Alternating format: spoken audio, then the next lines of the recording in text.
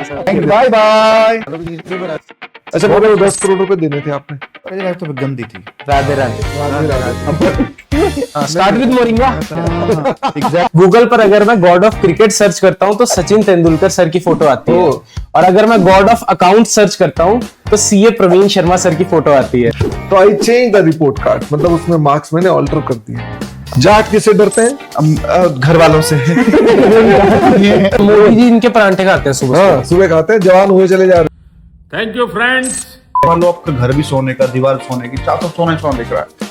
ये मेरे दोस्त का है और ये मेरे इनका फोन खो गया है, अब किसी भाई को मिला हो तो बहुत बहुत धन्यवाद। तू जाट है, जाटों में कहाँ बच्चे पढ़े लिखे मिलते हैं। देख अगर तू सीए बन गया ना, तुझे शादी में टाटा सुमो मिलेगी।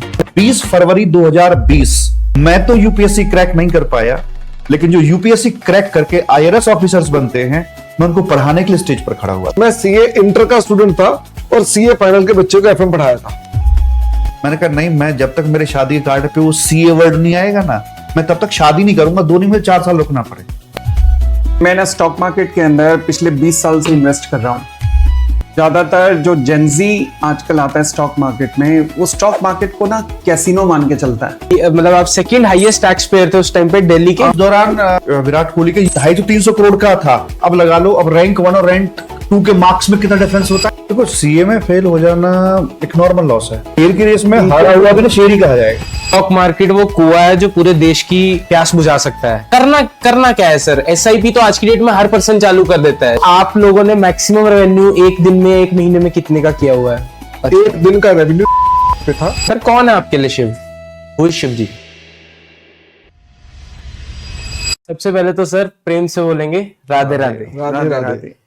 सर वैसे तो आप लोगों को इंडिया के मेजॉरिटी स्टूडेंट्स जानते हैं, लेकिन वो जेन जी जो आज आपको शायद पहली बार सुन रहे हैं, उनको क्या बताएंगे? कौन है आप और क्या करते हैं आप? बताओ जी। अच्छा, तो मैं सी राजकुमार, और मेरा जो सब्जेक्ट है एक इनडायरेक्ट टैक्सेशन, जिससे प्यार से जीएसटी भी बुलाते हैं, जो professional courses CA, CS, CMA में एप्लीकेबल होता है। तो मैं उसकी क्लासेस प्रोवाइड कराता हूँ, और ये मैं करा रहा हूँ ईयर 2006 से। तो लगभग 20 साल हमारा सफर पूरा हो चुका है, और हमने ये शपथ ली है कि मरते दम तक हम अपने इस पैशन को नहीं छोड़ेंगे। ये हमारा परिचय है। हाँ जी, तो मैं जेनजी सीए अमित पोपली, और सीए बना 2004 में। उसके बाद बैंक्स ज्वाइन किए, एंड मैं जोनल हेड रहा करता था धनलक्ष्मी बैंक में, और उससे पहले कोटक महिंद्रा में। फिर 2013 में कोचिंग में आया, फिर इंसॉल्वेंसी प्रोफेशनल बना। अब रिसेंटली मैंने सेबी रजिस्टर्ड रिसर्च एनालिस्ट भी कंप्लीट किया है, और लॉ एंड ऑडिट में पढ़ाता हूं। और जब पढ़ाना शुरू किया था तो इन्हें एक चीज थी इन दोनों सब्जेक्ट्स के अंदर कि दे वर कंसीडर्ड एज बोरिंग सब्जेक्ट्स। तो मुझे लगा था कि इनके अंदर कुछ ऐसा डालना चाहिए, कुछ एंटरटेनिंग एग्जाम्पल, कुछ रियल वर्ल्ड के एग्जाम्पल, कि इसके अंदर भी बच्चे को लाइकिंग बढ़ सके, कि उसे भी इन सब्जेक्ट को भी एंजॉय करना आए। तो इसी कॉन्सेप्ट को लेकर इन दोनों को पढ़ाना शुरू किया, और over a period of time बहुत अच्छे नंबर ऑफ स्टूडेंट पढ़ाए हैं।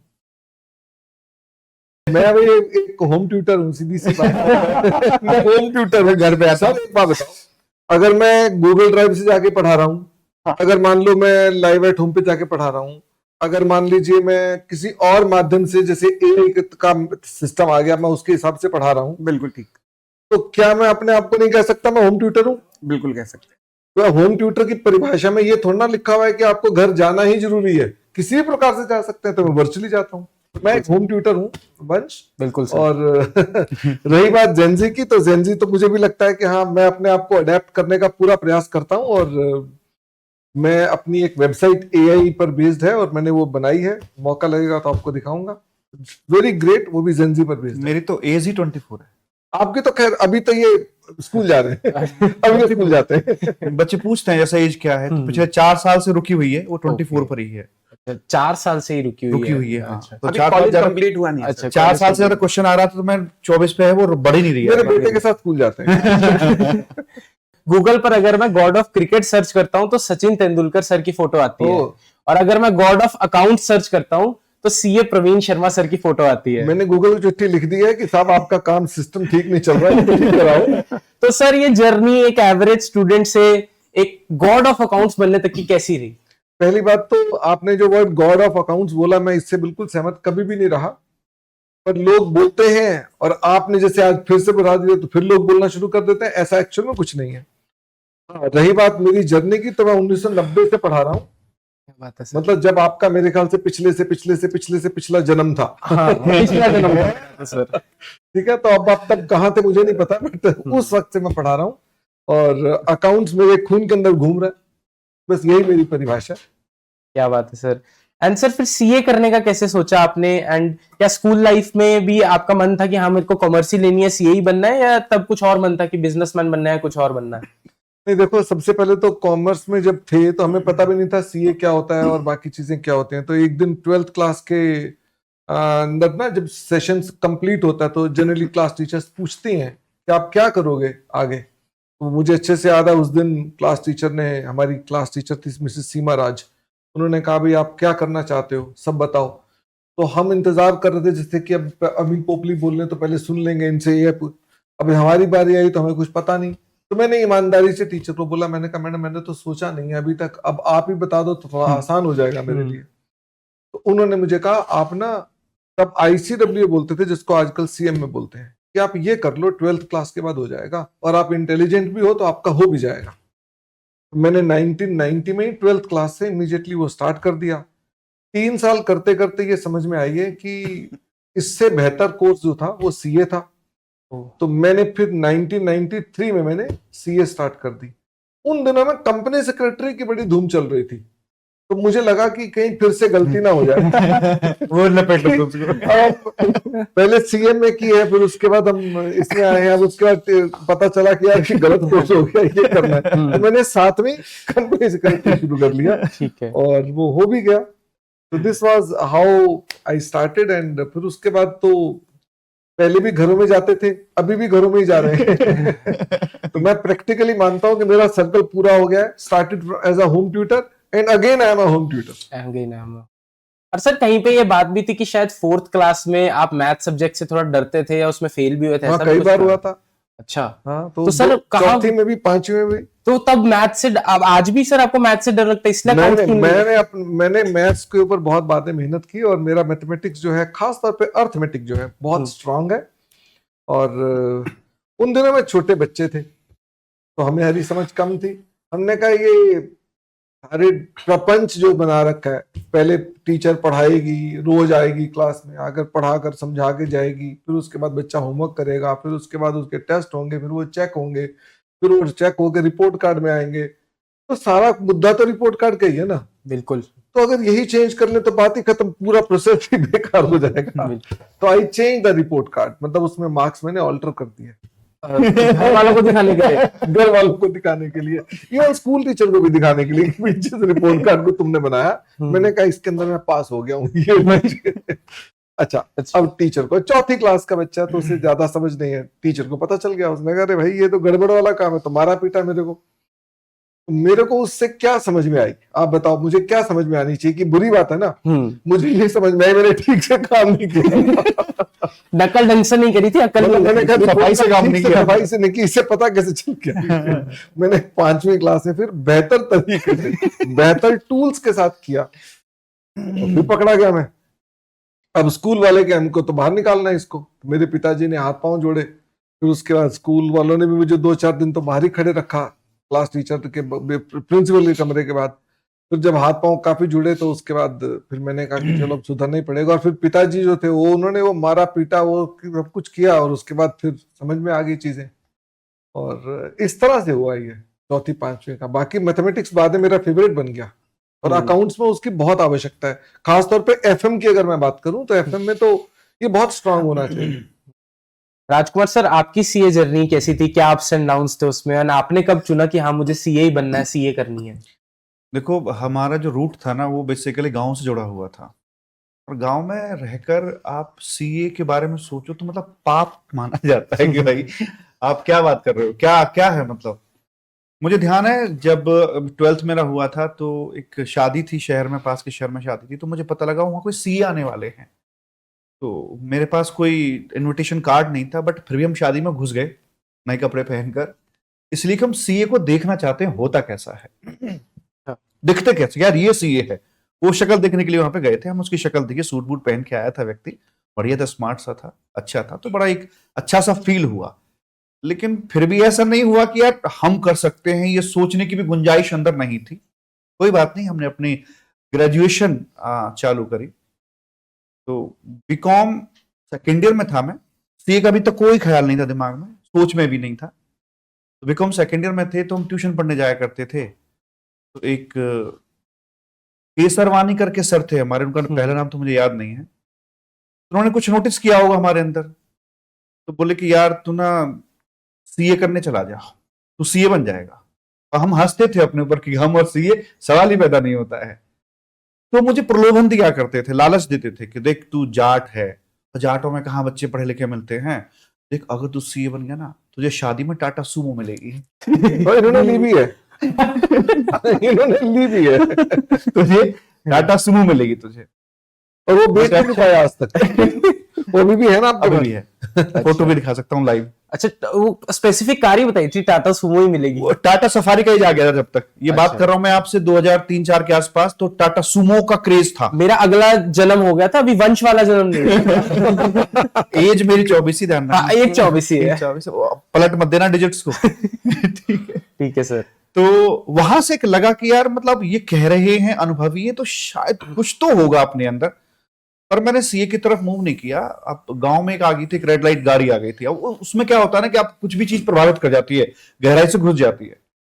तो कोई ऑफिसर रैंक का व्यक्ति आया था, रेड लाइट गाड़ी थी, तो वो दिलो दिमाग में बैठ गई, भाई यही चाहिए। और मैंने यूपीएससी की तैयारी शुरू कर दी कि आईएएस ही बनना है। और जितना पागलपन था, जो नशा था मुझे उस चीज का, नशा होता है इन चीजों में, दारू में नशा नहीं होता, इस चीजों में नशा था। मेरा पसीना यहां से बहकर यहां तक आ जाता था। लेकिन मैं इतना पागल था, रात को सोते से मैं आसमान में गिनती कर रहा हूं, कौन सा तारा, कौन सा ग्रह कहां से कितनी दूर है, क्या है। 16-17 घंटे की पढ़ाई थ्योरेटिकल लगती थी, बट एक्चुअल में हो सकती है। मैंने करी थी उस समय, सीए में कभी नहीं करी इतनी। सीए में मैक्स में मेरी 12 घंटे की थी, बट वहां इतनी थी।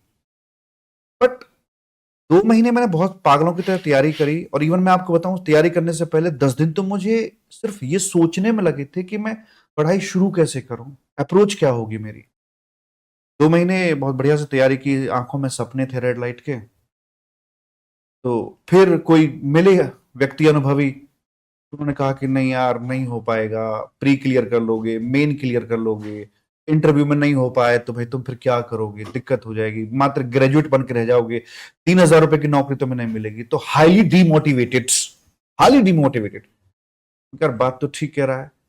सिचुएशंस कुछ ऐसी थे पर्सनल की यार हम चांस नहीं ले सकते थे कि अगर इंटरव्यू से नीचे आ गए तो बहुत दिक्कत हो जाती। तो मैंने क्या सोचा, एक काम करते हैं, पहले दाल रोटी का जुगाड़ करते हैं, कोई प्रोफेशनल डिग्री पकड़ते हैं ठीक सी, और उसे अपने अंडर में करने के बाद कि अगर हम गिरे भी तो गड्ढे में नहीं गिरेंगे, कहीं पर रुक जाएंगे आके, बैकअप या स्टेबिलिटी हो बन जाएगा, बैकअप प्लान में करके चलेंगे। लेकिन वो कोर्स ऐसा होना चाहिए जिसमें करप्शन ना हो, क्योंकि उन्होंने करप्शन का ही बोला था कि उसमें करप्शन हो जाता है यूपीएससी में। हालांकि बाद मुझे पता चला कि ऐसा कुछ नहीं होता है। तो फिर मैं नजरें घुमाई तो वही अल्टीमेटली सीए ही सामने निकल कर आया। एक बैक सपोर्ट माइंड के अंदर थी, अनकॉन्शियस माइंड के अंदर कि यार ऐसा हो सकता है। तो इस तरह से वो सीए का जो सपना था क्लिक हुआ, और जून 2002 में हम अपना थैला लेकर दिल्ली में पहुंच गए थे सीए करने के। तो ये इस तरह से हमारा क्लिक हुआ था। लेकिन कहते हैं ना कि पहली मोहब्बत को भुला नहीं सकते हो, तो मोहब्बत तो कहीं और ही थी। वो बचपन की जो मोहब्बत थी यूपीएससी से थी, तो कहीं ना कहीं वो आग जलती थी अंदर। अब सीए ने इतना निचोड़ लिया कि भाई सब अब तो नहीं कर सकते। सनी तो कच्ची उम्र में शुरू कर दिया था कि तू सीएस तू भी आ जा, सीए में तू भी आ जा, सब इकट्ठा कर लिया कि छूट ना जाए कोई। लेकिन हमारा ग्रेजुएशन से शुरुआत हुई थी। अब ग्रेजुएशन के बाद किया तो फिर अब नहीं बची उतनी हिम्मत की यार यूपीएससी की तैयारी कर। यहाँ पढ़ाई में थी, पढ़ाई में ही बहुत समय लगता है। लेकिन कहते ना कि वो मूवी का डायलॉग है कि अगर आप चाहो हो किसी को, क्या बोलते हैं, पूरी शिद्दत से चाहो तो पूरी कायनात लग जाती है। 20 फरवरी 2020 को मैं तो यूपीएससी क्रैक नहीं कर पाया, लेकिन जो यूपीएससी क्रैक करके आईआरएस ऑफिसर्स बनते हैं, मैं उनको पढ़ाने के लिए स्टेज पर खड़ा हुआ था। क्या बात है सर। क्या बात है जी। तो 2020 से जो आईआरएस ऑफिसर्स न्यूली क्वालिफाइड आते हैं, उनकी जीएसटी की ट्रेनिंग होती है 20 दिन की, तो एवरी टाइम मैं कराता हूं उनको। और बहुत सारे मतलब शायद 500 600 700 ज्यादा हो गए होंगे, इतने आईआरएस ऑफिसर्स आज हैं अपने उसमें। तो मुझे लगता है कि कहीं ना कहीं वो ड्रीम मेरा पूरा हुआ। और डे 1 पर मैंने उन बच्चों को बोला भी था, आईआरएस ऑफिसर को मैंने हालांकि सबसे पहले ही बोला था, भाई ऑफिसर होगे अपने लिए होगे, मेरे लिए सोना मोना बाबू बच्चा ही हो तुम, ठीक है, क्योंकि आदत वही है पढ़ाने की। मैंने अपना ये सबसे पहले यही शेयर किया था कि आज जहां खड़ा हूं मैं, तो कहीं ना कहीं जो अंदर जो थी ना, जो आग थी, उस आग की वजह से आज यहाँ पे खड़ा हुआ हूं मैं। तो उन्होंने सपोर्ट दिया, बहुत बढ़िया सपोर्ट दिया कि सर ये जो हमारी काबिलियत हम आप ही को देके चल रहे हैं और आपके सपने में हम भी शामिल हो रहे हैं। तो मुझे वो नहीं रह गया कि भाई मेरा ड्रीम पूरा नहीं हुआ या जो मैं सोच रखा था वो नहीं हुआ। तो कहीं ना कहीं मुझे मोहब्बत अपनी मिल गई वापस आ, ऐसे था ये। क्या बात है। अब मैं आपको लेके चलता हूँ एक ऐसे आदमी की तरफ जो एक दुबला पतला आदमी है, लंबे सुनहरे बालों वाला है, सनी देओल से ज्यादा भारी इनकी आवाज है, और ये आदमी खुद को पेशे से एक ब्लैक कैट कमांडो बताता है, हमारे प्यारे अमित पोपली सर। बहुत जोरदार तालियों से स्वागत किया जाए। धन्यवाद, बहुत बहुत धन्यवाद। तो सर आपकी कैसी थी सीए जर्नी? मेरी सीए जर्नी जो है वो एक्सीडेंटली शुरू हुई थी, और मैं शायद अपने पूरे परिवार में पहला ऐसा था जो 12th तक पहुंचा था। और 12th की कोचिंग ले रहे थे वेस्ट दिल्ली के अंदर। तो एक वीर जी नाम के टीचर हैं वहाँ पर आज भी, एंड उनकी क्लास में एक सीए फाइनल एक स्टूडेंट कर रहा था, तो उन्होंने इंट्रोड्यूस कराया कि देखो ये सीए फाइनल में है। उस टाइम सीए फाइनल मतलब होती होगी बड़ी चीज, मैंने पहली बार सुना। तो फिर उन्होंने कहा कि जो जो इनसे पूछना चाहते हैं क्लास के बाद चले जाएं। तो मैं भी गया, तो पूछा, तो उन्होंने कहा हाँ करनी चाहिए, सीए करनी चाहिए, अच्छा है। तो मैंने वहां से फिर उनकी सजेशन मान के सीए फाउंडेशन के फॉर्म भरे थे 12th के बाद। चांस की बात है कि मैं भी फाइनल में था जब, तो वो भी फाइनल में थे उस वक्त भी। मैं जब सीए बन गया तो उस वक्त भी वो फाइनल में थे। मेरे सीए बनने के बाद लगभग 3-4 साल बाद उनकी सीए क्लियर हुई। बट कहते हैं प्रकृति कभी किसी को जल्दी देती है, किसी को लेट देती है, मगर जब देती है तो भरपूर देती है। तो आज उनकी बहुत अच्छी प्रैक्टिस है। तो यानी कि जो नहीं भी निकल पा रहे हैं, जिनके अटेम्प्ट रुक भी रहे हैं, तो उन्हें भी हार नहीं माननी चाहिए। तो शायद उनके लिए प्रकृति ने लेट लिख रखा है, बट मिलना जरूर है उन्हें। तो ये रही मेरी सीए जर्नी, इस तरीके से मैं एंटर हुआ था सीए। स्पिरिट भी यही होना चाहिए। मतलब क्या है ना, आज की डेट में, अब मैंने कल बच्चों को बोल दिया एक सोशल मीडिया पोस्ट पर कि अगर मान लो खत्म हो भी रही है, कुछ प्राइवेट कंपनियों को राहत दे रही है सरकार कि नहीं अब जरूरत है उसकी, तो मेरे पीछे पड़ गए कि हाँ साहब आप तो ये हमारे को ये कहो कि नहीं नहीं ऑडिट बंद नहीं होने चाहिए। तो दिस इज समथिंग बच्चा आज की डेट में स्टूडेंट को थोड़ा सा सोचना चाहिए इस बारे में, बिल्कुल, कि मेहनत करनी बहुत जरूरी है। बिल्कुल अपने आप को अपडेट करते रहना चाहिए। जैसे जैसे नए हालात बन रहे हैं, नई टेक्नोलॉजी आ रही है, अपने आप को अडॉप्ट करते रहो। सर कैसा था आपका फर्स्ट बैच, जब आपने फर्स्ट टाइम अपना बैच लिया था, और कब लिया था, और कितने स्टूडेंट्स थे उस वक्त, या किस एनवायरनमेंट में लिया सबसे था? पहले बैच के अंदर बैच इतना बड़ा था कि उसमें एक ही बच्चा आया। लेकिन सर आज तो वो नंबर कहीं गुना बढ़ गया होगा उसके मुकाबले। नहीं, मैं उस बच्चे के आगे कितने बच्चे मुझे नहीं पता, लेकिन वो बच्चा एक ही था मेरी क्लास में, और उस बच्चे का नाम था प्रकाश। और मैं बाई चांस उससे टच में नहीं हूँ, क्योंकि तब के टाइम अलग थे और आज के टाइम अलग है। वो चीजें ना फोन होते थे, ना इंस्टाग्राम होते थे, और ना चीजें थी। मैं उसके टच में तो नहीं हूँ, बट मैंने सबसे पहले उनको पार्टनरशिप पढ़ाई थी। सबसे पहला चैप्टर जो पढ़ाया था वो पार्टनरशिप था, एडमिशन ऑफ पार्टनर्स। कौन से लेवल का सर? उसको आप सीए इंटरमीडिएट बोलते हैं। सीए हाँ, बट उस समय उसका नाम थोड़ा डिफरेंट था, बट आज की डेट में उसको सीए इंटरमीडिएट है। पार्टनरशिप आजकल तो भी यहाँ से हट गई, पार्टनरशिप अब फाउंडेशन में चली गई है, तो तब वो वहाँ हुआ करते थे। और आप फुली सीए बन चुके थे सर तब? नहीं अभी कहाँ। तो फिर उस टाइम मैं 12th क्लास के बाद से पढ़ाना शुरू कर दिया। अच्छा, हाँ, और तो आप 12th क्लास से पढ़ाना शुरू कर दिया था, और फर्स्ट स्टूडेंट था वो सीए इंटर का था जिसको आप पढ़ा रहे थे? नहीं, उसका बेसिक बीकॉम था और वो सीए कर रहा था साथ में। ओके। हाँ, और आप तो मैं भी प्रैक्टिकली तो अब आप मुझे 12th मत बोलो ना, क्योंकि मैं 12th पास कर चुका हूँ। पास कर चुके थे। तो मैं भी यूनिवर्सिटी का स्टूडेंट था, वो भी यूनिवर्सिटी का स्टूडेंट था। मैं उन्हें बता रहा था, मैं सीए इंटर का स्टूडेंट था और सीए फाइनल के बच्चे को एफएम पढ़ाया था। अच्छा, हाँ, इंटर में होते हुए फाइनल के स्टूडेंट फाइनल का स्टूडेंट मेरे पास एक दिन आ गया, एक ही बच्चा। अब हम ना बोलते ही हैं तो आपको लगता है कि यार पता नहीं कितने बच्चों को पढ़ाया होगा, बैच चल रहा होगा। एक ही बच्चा था मेरे पास, वो आया, उसने कहा सर मैं आसपास कहीं से ऑडिट करने के लिए आया हूँ और 1 महीना ऑडिट का मेरा यहाँ यहीं रहूंगा मैं, और मुझे आप तो पता चला यहाँ पर आप पढ़ाते हैं तो आप पढ़ा दो मुझको, मुझे एफएम में बड़ी दिक्कत है। मैंने कहा मैं खुद तेरे से छोटा हूँ, इंटरमीडिएट का हूँ, तो वो कैसे पढ़ाऊंगा। उसने कहा ऐसा करो, आप खुद पढ़ लो, पढ़ के मुझे बता दिया करना, मेरा शाम को टाइम खाली होता है, मैं काम कर लिया करूंगा। तो मैं एफएम को इंटरमीडिएट में सीए फाइनल का एफएम पहले पढ़ता था, तब एफएम इंटर में था नहीं, तो मैं पहले उसको पढ़ता था, सारे उनके क्वेश्चन सॉल्व करता था, 1-2 किताबें खरीद के मैंने सब सॉल्व करता था, नोट्स बनाता था। फिर उसके बाद मैं उनकी क्लास ऑर्गेनाइज करता था और मैं कहता था आओ, और मैंने इस चैप्टर के अंदर ये सीखा है जिससे मेरे सारे क्वेश्चन समझ में आते हैं और ये फंडामेंटल्स हैं इसके। तो वो बोलते थे ठीक है, फिर वो भी ट्राई करते थे। This was how my first CA final FM was taught. और सर आपका फर्स्ट बैच कैसा था? फर्स्ट बैच मेरा था कोई शौक में नहीं था, मजबूरी में था, सिचुएशंस थे ऐसे कुछ। 22 अक्टूबर 1999, तो मैंने 12th पास करके मैं बीकॉम फर्स्ट ईयर में आ गया था, एडमिशन हो गया था, कॉलेज में पहुंच गए थे हम। तो 4 बच्चे पढ़ने आए थे 22 अक्टूबर 99 में। A for apple, B for boy. उनकी नोज भी मैंने ही साफ करी थी, थोड़ा सर्दियों का माहौल था ना। 40 रुपए महीने, तो 40 रुपए महीने आए थे, तो मेरी पहली कमाई थी। फिर यहाँ से अब मैं थोड़ा पढ़ने में ठीक ठाक सा था, मतलब एक बोलते हैं भाई मोहल्ले का एक अच्छा लड़का, पढ़ने वाला बच्चा है, वो उनमें से था मैं। तो रेपुटेशन ठीक थी मतलब पढ़ाई वाले बच्चों में। तो 4 बच्चों से थोड़े थोड़े बच्चे और इकट्ठे होने लगे, चलो भैया निकम्मे घूमते रहते हैं, उसके पास भेज दो यार, वो पढ़ा देगा, ठीक पढ़ा देगा वो। तो ऐसे मेरे ना 3-4 बैच बन गए गांव में ही। फिर मैं अपना जब कॉलेज जाता था, मेरा खुर्जा, बुलंदशहर यूपी में, डिस्ट्रिक्ट बुलंदशहर में खुर्जा शहर लगता है मेरा, जो भी जेवर एयरपोर्ट बन रहा है ना, वो मेरी लोकेलिटी है, होम टाउन है वो। सर फिर तो वहां की जमीन के रेट तो ये इनके पास प्रॉपर्टी है, आप काम के सवाल नहीं पूछ रहे, आपको पूछना इसलिए इनसे कितने पैसे के मालिक है, पूछो इनसे कितने पैसे सर के उस पे मालिक भी है। आऊंगा, अभी उस पे भी धीरे धीरे मुझसे पूछो कितना उधार है तुम्हारे। तुम सवाल जो पूछ रहे हो, तुम सीए कब बनेगा, हम पहले हिस्ट्री में जाते हैं, हम कहते हैं कहा था। नहीं सर, सिर्फ उधार आप पे ये नहीं बता रहे उधार किन किन को दे रखा है, किन कितना को दे रखा है, क्या क्या इनकम 2 आदमियों को उधार दिया पैसा, एक ये है और एक ये है, और दोनों बट्टे खाते में है। मैं सर खुद ईसीबी लेते हैं विदेशों से। ईसीबी की फुल फॉर्म नहीं पता, ये भी सुना था मैंने। तो फिर वहां पर जब कॉलेज जाते थे हम, तो अब कॉलेज किया, और कॉलेज के बाद में ग्राउंड में, घास वाले ग्राउंड में बैठ जाते थे ऐसे। वहां कुछ बच्चे मिलके 2 से 3, 3 से 4, तो करीब 10-12 बच्चों का बैच बनता था। बीच में हम बैठते थे, आसपास वो बैठते थे, ग्राउंड बैठ के। वहां था 300 रुपया महीना था ऐसे करके। तो यहां से अपनी शुरुआत हुई थी, और करते करते शायद ही कोई लेवल होगा जो मैंने नहीं पढ़ाया। अब उसमें जब बीकॉम फर्स्ट ईयर में था तो 12th तक के पढ़ाए, सेकेंड ईयर में आया तो बीकॉम फर्स्ट ईयर तक के पढ़ाए, बीकॉम फाइनल में आया तो उसके नीचे पढ़ाए। फिर मैंने साइड में सीए के साथ एमकॉम भी करी थी अपने।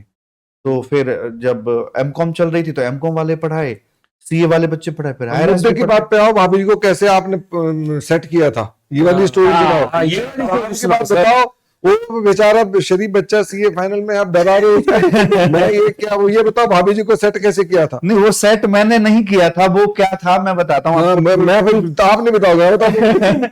तो मैं पढ़ा रहा था, मैं मतलब बैच मेरा चलता था, तो बैक टू बैचेस थे मेरे, जो भी ये थे 12th 11th वाले, 7 से लेकर 9 बजे तक मेरे बैच चलते थे। मैं मतलब पढ़ाने में बहुत मजा आता था। मजा क्या, पैसे आते थे, मोटी बात ये है, पैसे कम थे तो अच्छा लगता था। किसी व्यक्ति को पकड़ के बाइक पे बिठाकर लड़की देखने अकेले जा रहे हैं, ठीक है, ये काम की बात नहीं बताएंगे, बीकॉम में ही फिर ले आएंगे आप। अच्छा, मुद्दे की बात यह है कि किसी को अपने घर में सबको छोड़ करके किसी और के साथ जाकर किसी लड़की वाले से कह रहा है मुझे आपकी लड़की से शादी करनी है, ये इनका बताओ। पूरी डेयरिंग है सर आप। मैं बता रहा हूँ, नहीं वो सारे जाट। तो उसमें इनसे डरते हैं हम लोग। तो जब मेरा बैच चल रहा था तो एक व्यक्ति आए जो मीडिएटर नहीं होते, बिचौलिए जो होते हैं। अब ये ट्रांसफॉर्म्ड स्टोरी है कि नहीं मैं नहीं बोला, क्योंकि इनको लगता है कि नहीं मेरा हिसाब बिगड़ सकता है, लगा रखे हैं, बिगड़ सकता है। साफ साफ बताओ कि आप। हाँ, एक व्यक्ति थे जो मीडिएटर थे, मैंने उनको पकड़ा और मैं कहा चलो मुझे वहां लेके चलो तुम। मेरे घर वालों को कोई पता नहीं, घर वालों को पता लगता तो तुम्हें टांग तोड़ देते हो, ठीक है। वहां गए, हम देख कर आए, और हमें जो लड़की थी वो पसंद आ गई। तो- वहां कैसे पहुंचे, वहां मतलब वहां की खोज दिस कैसे इज हुई? कॉल्ड डाइल्यूटेड, होती है ये डाइल्यूटेड स्टोरी है। वहां पहुंचे तो वहां से लौट के हमने अपना डरते डरते घर में बताया। कई बार ऐसा भी हुआ, मैं आपको बताऊं, जाट किससे डरते हैं? घर वालों से। उनसे सर सब डरते हैं। कई बार ऐसे अकाउंट भी हो गए थे कि जैसे, अच्छा मैं क्या है, मैं आपको सच बताऊं, देखो गांव का बच्चा, जाट का बच्चा सीए कर रहा है और क्वालिफाई भी करता जा रहा है, तो रिश्ते नाते थोड़े ज्यादा, रिश्ते ज्यादा आते हैं उसके। तो जो बिचौलिया थे ना, वो मुझे लालच देते, चल लड़के दिखा के लाते हैं तुझे। मैं पहुंच जाता था बिना घर में बताए, लड़के देखने पहुंच रहा हूँ, और अगले दिन सुबह सुबह मैं भाग आया दिल्ली, और वो पहुंचे लड़की वाले घर पे कि तुम्हारा लड़का लड़की देख के आया हमारी। भाई साहब, घर वाले कह रहे इस बार आ जा तू लौट के वापस, ठीक है। तो यही यहाँ पर हुआ था, बट यहाँ पर लड़की पसंद एक्चुअल, अच्छा मुझे पसंद सब आ जाते थे, मैंने कभी रिजेक्ट नहीं किया किसी को, मैं बताऊं देखो, लेकिन कोई ज्यादा ही पसंद आ गया तो तो ये आपको जो स्टोरी सुना रहे हैं, ये मतलब क्या है, जगह जगह से ठोक बजा करके इतना ही बोल सकते हैं। पहले तो एक्चुअली परमिशन काफी लेनी पड़ती है कि मैं इस स्टोरी को इतना ही बताऊंगा। नहीं बताऊंगा। मैं इनके पूरे फैक्ट्स जानता हूँ, और वो शादी में ये कैसे वहां पर पहुंचे थे, सारी मुझे हिस्ट्री पता है इनकी। बट ठीक है, मैं बता नहीं सकता हूँ कि इनके फैक्ट्स खराब हो जाएंगे। भाभी जी मुझे भी नहीं छोड़ेंगी। तो फिर मैं फाइनल में था, घर वालों को डरते डरते बताया, फोटो वोटो दिखाए, तो जैसे तैसे कन्विंस किया, बट वो नाराज ये थे कि तो हमसे पीछे कैसे चला गया। हालांकि वो अलग बात है कि मैं एक बार और हुआ जो आज तक घर वालों को नहीं पता है शादी से पहले। तो फिर जाके जो रिंग सेरेमनी वगैरह होती है, वो पक्का वक्का करना होता है, वो हो गया। शादी 2 साल टिकी रही थी। मैंने कहा नहीं, मैं जब तक मेरे शादी के कार्ड पे वो सीए वर्ड नहीं आएगा ना, मैं तब तक शादी नहीं करूंगा, दो नहीं मुझे 4 साल रुकना पड़े। अब एक और प्रेशर आ गया, और मजेदार बात ये थी कि शादी की डेट फिक्स कर दी थी। अब कॉन्फिडेंस कहिए या ओवर कॉन्फिडेंस कहिए, अब समझ रहे बात को, मतलब शादी की डेट फिक्स कर दी 20 फरवरी 2008, और बाबूजी को एग्जाम देना है नवंबर 2007 का। शादी के कार्ड वार्ड छपवा दिए और पीली चिट्ठी लिखी जा रही है, बाबूजी तैयारी कर रहे हैं, ठीक है। ओवर कॉन्फिडेंस देखिए भाई साहब, सीए जैसे एग्जाम के साथ क्या रिस्क ले रहे हैं। मैंने शादी कार्ड पे लिखवा दिया सीए राज चौधरी, किसी को समझ ना आए सीए का मतलब, नीचे ब्रैकेट में चार्टर्ड अकाउंटेंट, पूरा बड़ा सा चार्टर्ड अकाउंटेंट लिखवा दिया, ठीक है। लेकिन हाथ पैर कांप रहे थे, हो क्या रहा है। फिर रिजल्ट का डे आया, तो 16 जनवरी को रिजल्ट आना था, 17 को रिजल्ट आना था, 18 को मेरा बर्थडे था, 18 जनवरी को, 20 फरवरी को शादी थी। मैं कहा बेटा अगर रिजल्ट ठीक आ गया तो सब सेट है, और नहीं तो भाई साहब गए काम से। अब शादी के कार्ड वार्ड भी छपी गए थे, पूरी तैयारियां हो चुकी थी।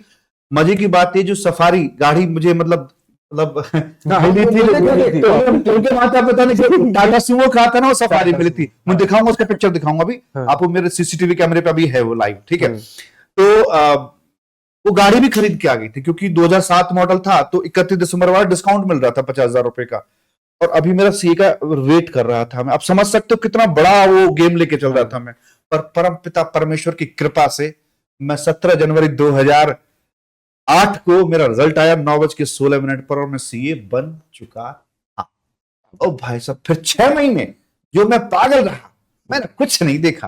आप विश्वास मानेंगे, मैं अपनी डिग्री लेने के लिए भी नहीं गया। मैं इस स्टोरी से आपको क्या मोटिवेशन मिलती है? आप भी सीए फाइनल के, आपके एग्जाम कब है? सर मेरे एग्जाम मई 27 में है। मई 27 में, तो इससे ये इंस्पिरेशन मिलनी चाहिए आपको कि आपको भी आपका रिजल्ट जुलाई 2027 में आएगा ना। बिल्कुल सर। तो आप जुलाई 2007 में शादी कर सकते हैं। सर मैं अभी 20 साल का हूँ सर, मैं अभी आराम से कर लूंगा शादी। तो ये भी 20 साल के ही थे।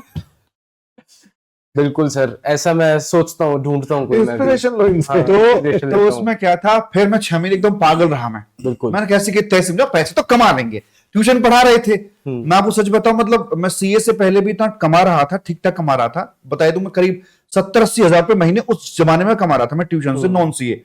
लोग बोलते थे तो सीए कर ही नहीं पाएगा, क्योंकि तू इतना अपना बेस जो बनाया, गुडविल बनाई है अपने शहर के अंदर, इसे छोड़ के तू जाएगा नहीं फाइनल के पेपर देने के लिए। बट मैं एक रात में ताला मार के आ गया था। मैंने कहा मुझे करनी ही करनी है हर हाल में। तो मतलब ऐसा नहीं था कि सीए शुरुआती दौर में ये नहीं था कि पैसे कमाने के लिए सीए करनी है, और करनी मतलब करनी है हर हाल में। मतलब सीए अच्छे लगते थे दिखने में, यार ये चार्टर्ड अकाउंटेंट है, समझ रहे हो, वो वाली सिचुएशन थी कि कम कमाऊं या ज्यादा, वो मैटर था ही नहीं। पर ये था कि यार इतना कमा लें।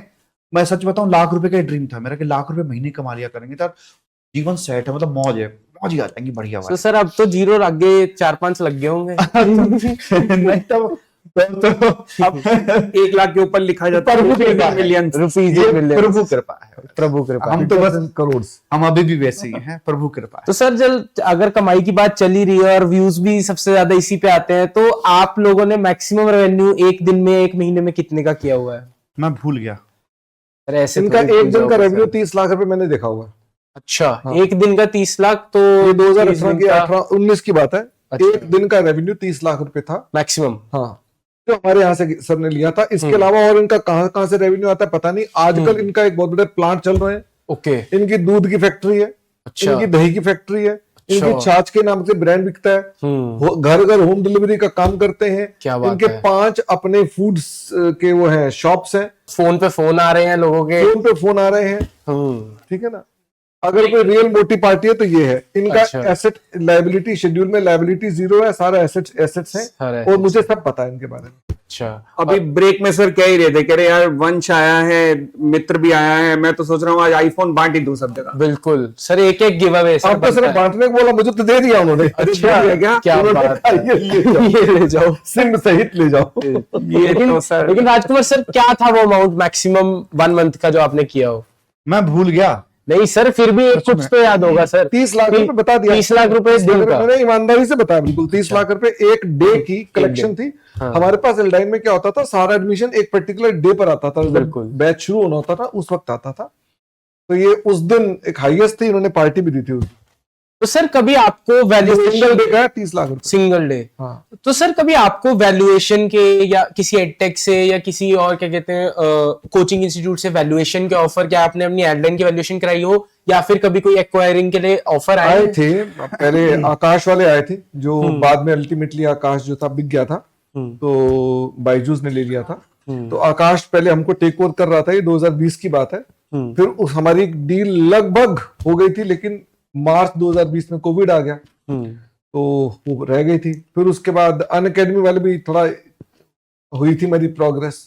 फिर उसके बाद से फिर क्योंकि मैं अपनी फैमिली में इन्वॉल्व था और मेरे घर में कुछ बीमार भी थे, तो इस वजह से फिर उसके बाद मैं लगभग 2-2.5 साल तक टीचिंग से लगभग बाहर रहा मैं। और फिर उसके बाद चीजें वापस से ठीक की हैं। तो इट्स लाइक दिस। तो सर कितने करोड़ की आई थी डील वो उस टाइम पे? सर यही डील हो जाना है। उसके अंदर ना एक कॉन्फिडेंशियली क्लॉज होता है जिसमें हम कुछ अच्छा। बता नहीं सकते हैं। मैं जब आपने बोला है तो फिगर बोलने से पहले मैं वही सोचा है। हालांकि वो होना नहीं चाहिए एप्लीकेबल, बट स्टिल मुझे लगता है it's better not to speak.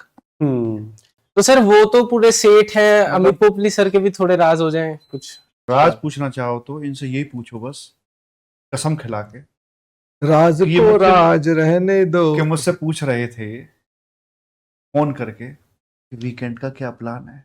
मैंने कहा मैं तो काम ही कर रहा हूँ साहब, बताओ बाकी आप जैसे आदेश करें। अगला सेंटेंस क्या था इनका? क्या था सर? मैंने कहा कहीं सत्संग चलते हैं, यही यही कहा था। अच्छा, तो आप बैंकॉक में सत्संग कराते हो ना जब क्लास में एग्जांपल देते हो? इनका एक बहुत बड़ा करा रहे हैं, ये इवेंट अच्छा। करा रहे हैं 17, 18, 19 अक्टूबर 2026 को हरिद्वार में। हरिद्वार में सर वो मांगेराम की क्या स्टोरी है जो आप क्लास में कहते हो कि जाके वहां लोटा है, लोटा गंगाराम। हाँ गंगाराम, सर वो गंगाराम। बताओ क्या है सर? बड़ी सीधी सी बात है। बच्चा कहता है कि कॉन्सेप्ट समझ नहीं आया। हाँ। मैं कहता हूँ यार अब भी नहीं समझ आया तो लोटा उठा, अगली बस पकड़ और गंगाराम पे जा। क्या है कि पिछले पाप रहे होंगे जो आज धोने आया हूँ, और डुबकी तू नहीं लगा सकता तो 11 रुपए उसे दे दियो, वो तेरे बदले डुबकी लगा देगा ताकि पाप जो किए हैं वो धुल जाए।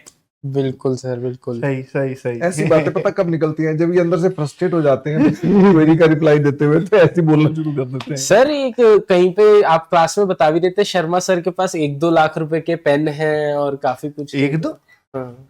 बहुत सारे। लेमी के पेन। सर को 2 लेमी का पेन 1 लाख का आता ही नहीं है। गूगल कर लीजिए, लेमी का पेन 6,000 से स्टार्ट होता है। नॉर्मली लोगों को गाड़ियों के शौक होते हैं और इधर उधर चीजों के शौक होते हैं। सर को जो मैं जानता हूँ 2 चीजों के शौक, एक घड़ियों का और एक पेन का। और उसकी जो अल्टीमेट घड़ी है मेरे पास। उनको पता था कि मैं बोलने वाला हूँ, ये तो निकाल घड़ी फेंक दी कहीं निकाल, क्योंकि तुम कीमत पूछते कितने की है। और कीमत आप समझ रहे हो, जब शौकीन आदमी और भाई घड़ी का है तो मतलब कीमत कहाँ जा रही होगी। तो लेकिन वो इतने दुनिया में लग्जरी इसकी वैल्यू कलेक्शन है, खत्म हो गई है। लग्जरी इसकी कलेक्शन वैल्यू खत्म हो गई है। तो सर बोल रहे थे कि भाई अब मैंने घड़ी पहनना छोड़ दिया, मैं बहुत हो गया। अब चक्कर क्या होता है, जैसे मान लो आपका घर भी सोने का, दीवार सोने की, चार तो सोने सोना दिख रहा है, तो आपको सोने से ऊब सी हो जाती है कि यार आप गाँव आँव चाहिए, मिट्टी विट्टी देखनी है, फिर छोड़ दी मैंने घड़ी पहननी।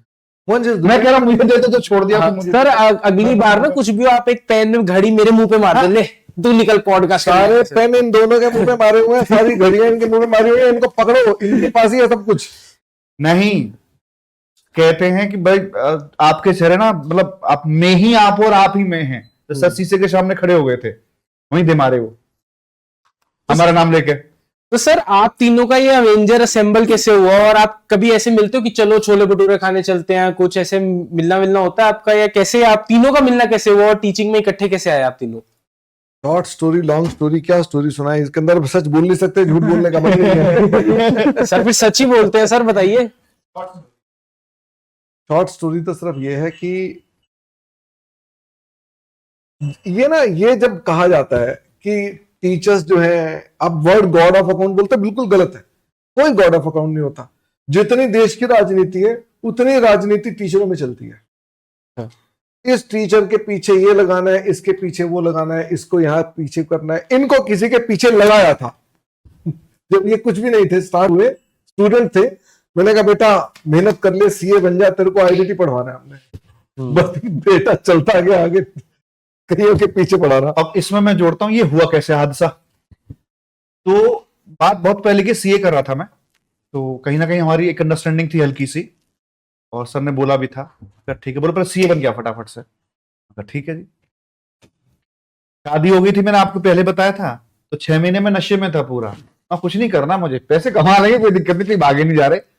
तो एक दिन उसी सफारी गाड़ी में ससुराल जा रहा था मैं, शाम का वक्त था, तो फोन आता है मेरे पास में। तो मैं गाड़ी चला रहा था, मैं कहा हेलो राजकुमार, मैं परवीन शर्मा बोल रहा हूं। कौन परवीन शर्मा? तो मैं एक्सपेक्ट नहीं कर सकता था, मेरे सोचनदानी में ये नहीं था कि सर का फोन मुझे आ सकता है। तो परवीन शर्मा सर का। हाँ, परवीन शर्मा सर, मजाक कर रहा है कोई। मैं कौन परवीन शर्मा? अरे राजकुमार, परवीन शर्मा बोल रहा हूं। मैं कौन परवीन शर्मा? नालायक। अब मैं समझ गया, मैंने ये वही वाले हैं, ये वही वाले हैं। गाड़ी साइड में लगा दी, भाई साहब गाड़ी साइड लगाओ। मैं sir sir sir sir sir बोले, वो डिस्कशन हुआ था हमारा, पढ़ाने का हुआ था, एक काम करो आओ और आके मिलो। अभी लौट के आऊं बीच में से कि कल आ जाऊं? बोले कल तक आ जाओ, कोई दिक्कत नहीं है। नेक्स्ट डे मैं सर से जाके मिला था, IMA भवन दिल्ली। वहां से हमारी शुरुआत दिल्ली में हुई। शुरुआत में पहले बैच में 13 बच्चे थे हमारे। 13 बच्चों में जो कलेक्शन वगैरह बनी थी, आगे पीछे कुछ नहीं, 6 में, हाँ पहले बैच में 13 थे, दूसरे में शायद 30 के आसपास थे। टोटल कलेक्शन थी 1,28,000 रुपए की। तो मैं एक बात और याद दिलाना चाहूंगा, जो प्रमाइश सर का ही था, ISS करके एक बिल्डिंग थी। सर ने ये बोला था कि पहले 6 महीने जो कलेक्शन आएगी वो तेरी, मुझे मेरा इसमें कोई भी एक परसेंटेज नहीं चाहिए, तू अपना ग्रो कर। समझ रहे हो, ये बड़ी बात होती है। बिल्कुल। उस स्टेज पर जब आप शुरुआत कर रहे होते हो, आपका बिजली पानी स्टाफ किराया, मतलब ये मान के चलो अगर रेंटल लोगे तो आपके हाथ में नेगेटिव में चले जाओगे आप। 1,28,000 रुपए का चेक वो पहला लेके आया, जिसमें सर ने एक पैसा भी कट नहीं किया था। सर के लिए जोरदार तालियां। क्या बात है। मेरे को तो ताली तो बजानी चाहिए, मेरे लिए जा रहे हैं। Thank you sir. Amit sir कैसे जुड़े थे आपके साथ? अमित सर मेरे पास आए थे, एज अ स्टूडेंट आए थे पढ़ने के लिए। और मुझे अच्छे से याद है, सबसे पहले जो मेरी इनके बारे में मेमोरीज है, ये रोहनी में मुझसे पढ़ने आए थे। तो रोहनी में मैंने कोचिंग सेंटर खोला और वहां सर जुड़े, और इन्होंने मुझे बोला कि मेरे को आप रास्ते में ड्रॉप कर देना। तो रात को क्या होता था, क्लास खत्म होती थी, मैं इनको लेके जाता था, ये रास्ते में ड्रॉप कर, चुप नहीं होते थे, रास्ते में बोलते रहते थे ये।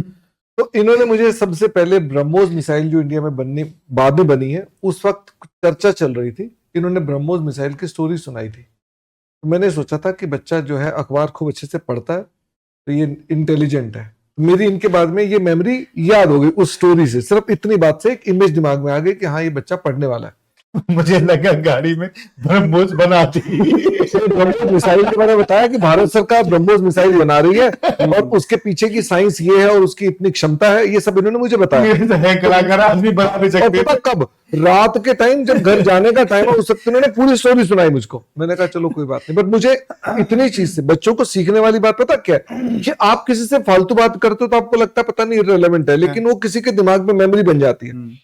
फिर उसके बाद ये जब सीए बन गए, बैंकों में जॉब करने शुरू हो गए, तो एक बार मिलने आए, सर मैं सीए बन गया, मैं इसके बैंक में जॉब कर रहा हूँ और मैं पढ़ाना चाहता हूँ, जैसे आपने कहा आप भी पढ़ाना चाहते हैं, इन्होंने कहा मैं पढ़ाना चाहता हूँ। मैंने कहा चलो शुरू कर लो। इन्होंने कहा मैं लॉ का टीचर बनना चाहता हूँ, लॉ कर लो।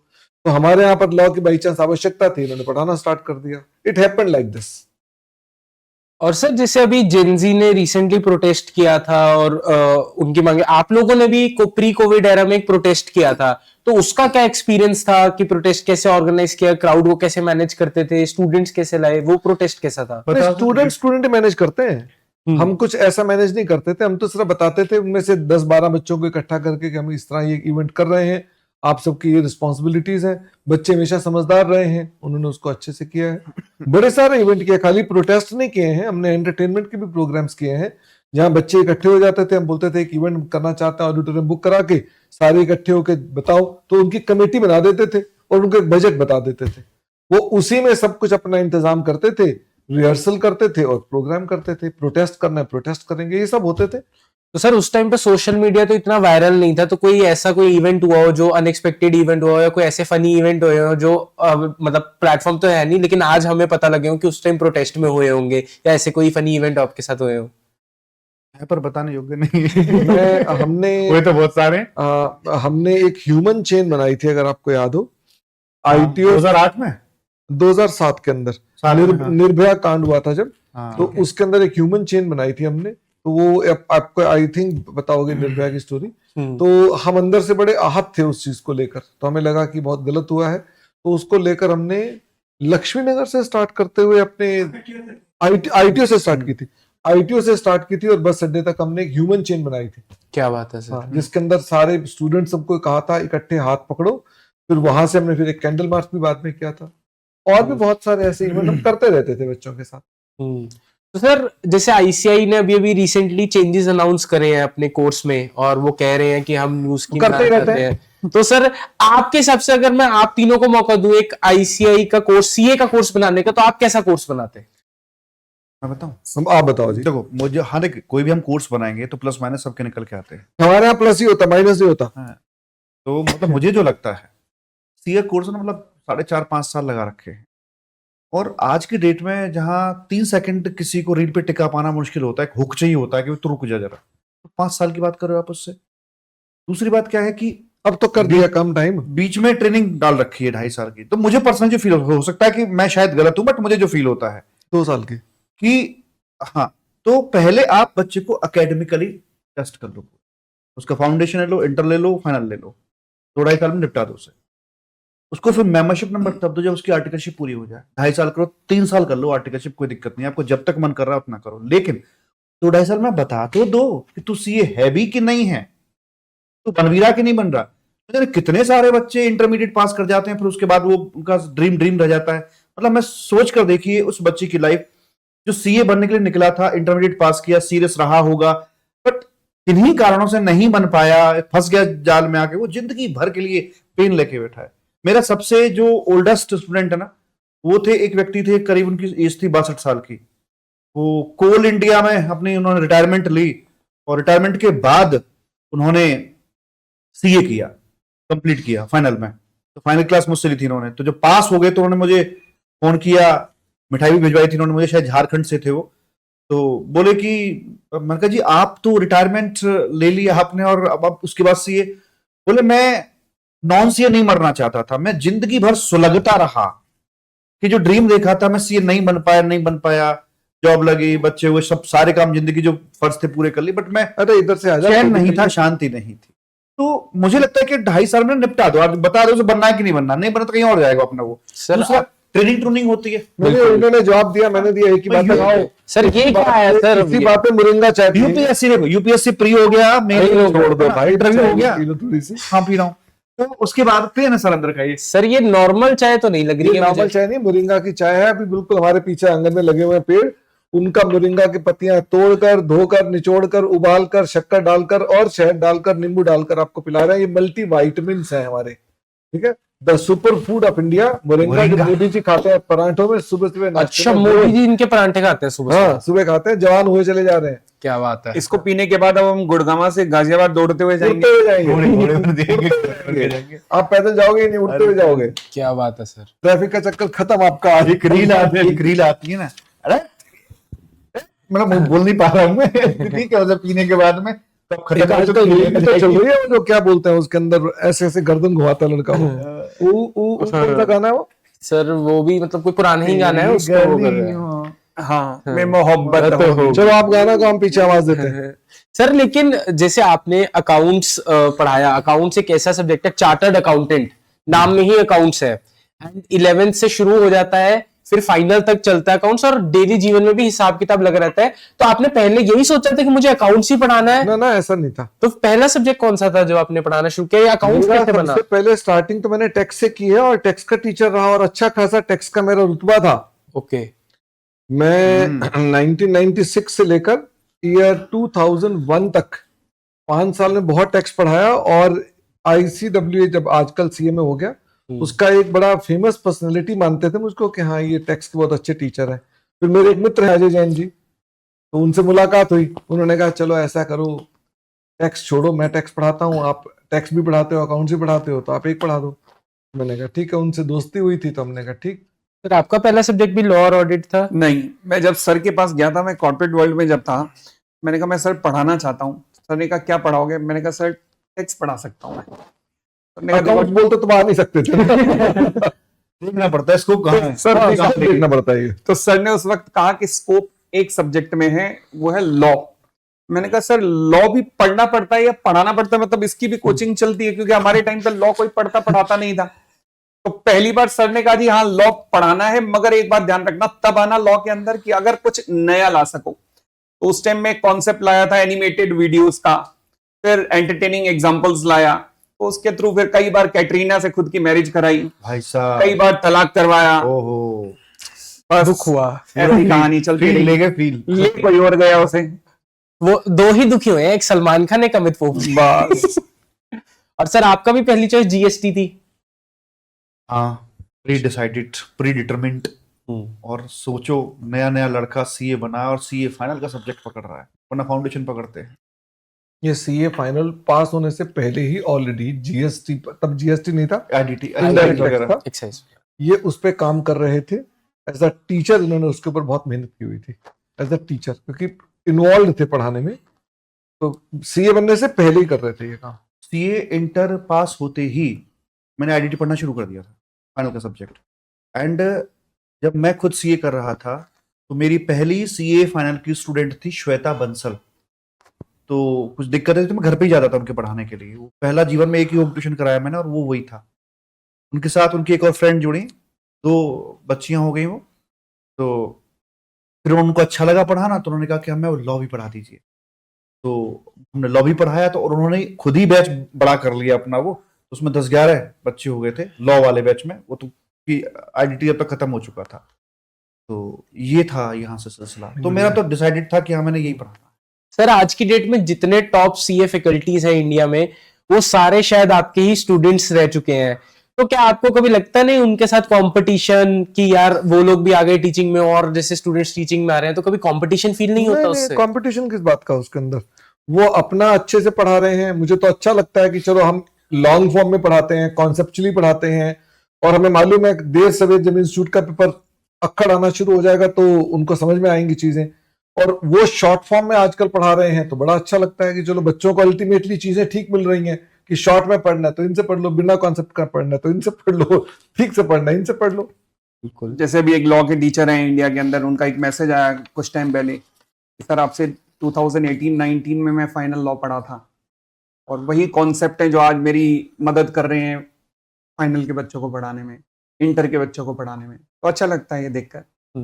सर आपके भी काफी स्टूडेंट्स हाँ, बहुत सारे। मतलब हमारा जिनसे हम पढ़े उनसे भी कंपटीशन लड़े हम। फिर हमारे जो सहयोगी 7 लेवल के थे, हम उम्र थे, उनसे लड़े।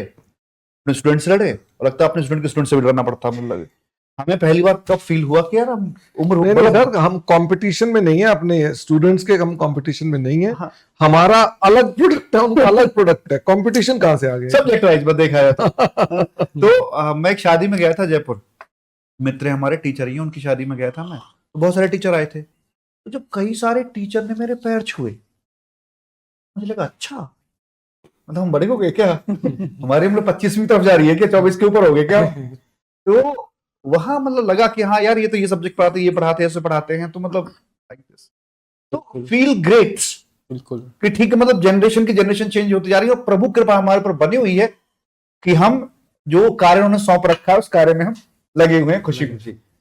सर हर अटेम्प्ट में रैंकर्स आते हैं और आपके ही स्टूडेंट्स काफी सारे रैंकर्स निकलते हैं यार, 1 2 3 भी, अभी सर के भी एयर 1 आए थे, सर के एयर 1 आए।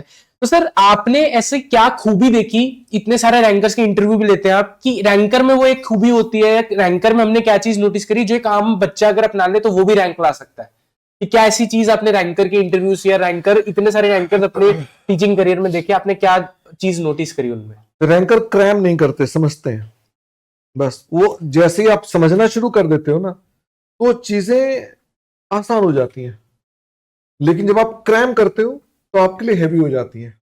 तो रैंकर जो है अभी भी समझते ही हैं, तभी रैंकर बनते हैं।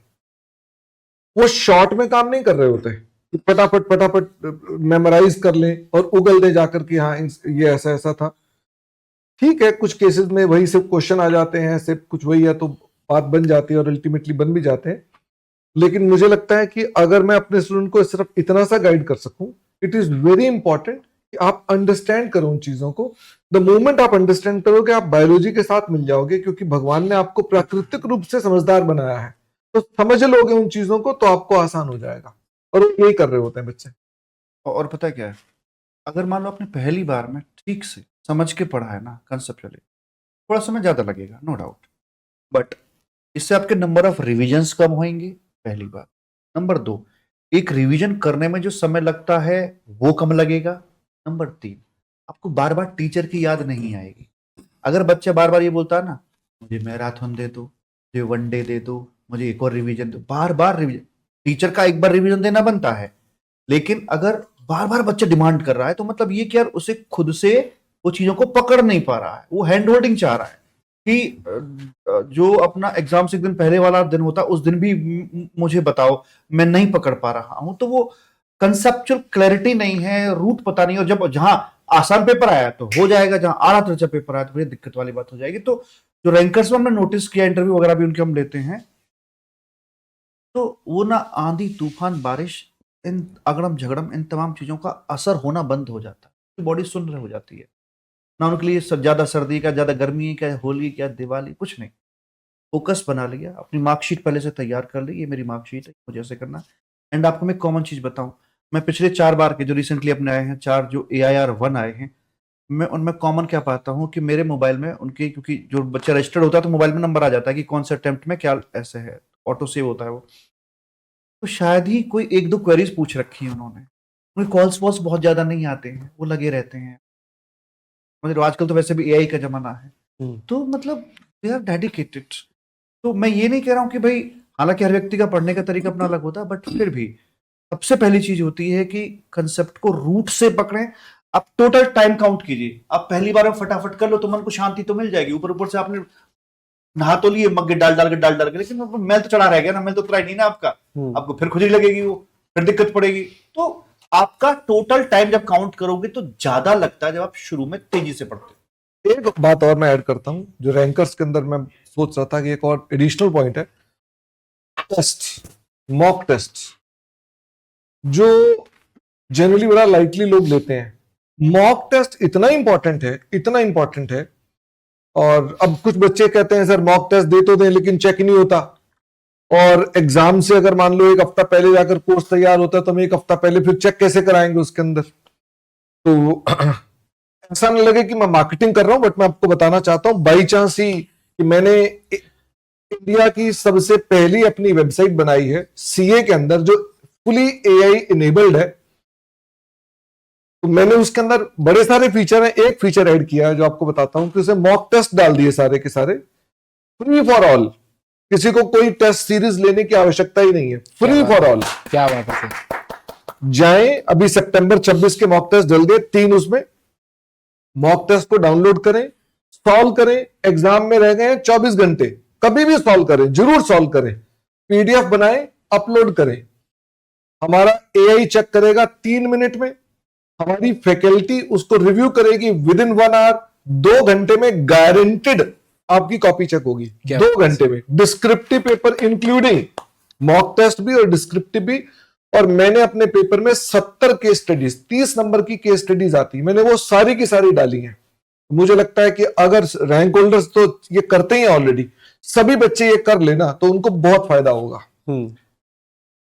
सर मेरी वेबसाइट का नाम है caparveensharma.com। लॉन्च हो गई इसका मतलब आज वेबसाइट? मैं आज लॉन्च कर दी आपके caparveensharma.com। सर ने मुझे वेबसाइट दिखाई हाँ। और मतलब वो वेबसाइट एक एक टैब समझाने में ना लगभग 1 सवा घंटा लग गया, टैब टैब ऊपर दिखाने में। तो मतलब कुछ समय तक तो मुझे लगा कि हाँ यहाँ तक ठीक है, लेकिन एक समय के बाद मैं उधर उसमें सीए जॉब्स भी इसमें इंक्लूडेड है, सीए जॉब्स भी इंक्लूडेड है, उनके आर्टिकल्स भी सपोर्ट भी इंक्लूडेड है, उसमें मॉक टेस्ट है, उसमें केस स्टडीज हैं, उसमें एआई पर बेस्ड क्वेरीज के रेजोल्यूशन तुरंत है। मतलब आप मतलब क्वेरी टाइप करो उसमें और जो सर का कंटेंट है वो नहीं कि सारा एआई नहीं, जो सर का जो आईसीए का मटेरियल है ओनली दैट वन। अगर मान लो आप उससे पूछोगे कि ये क्वेश्चन क्या आईसीए में गलत है, तो मेरा ये बोलेगा यस ये गलत है। पोपली सर, स्टॉक मार्केट वो कुआं है जो पूरे देश की प्यास बुझा सकता है।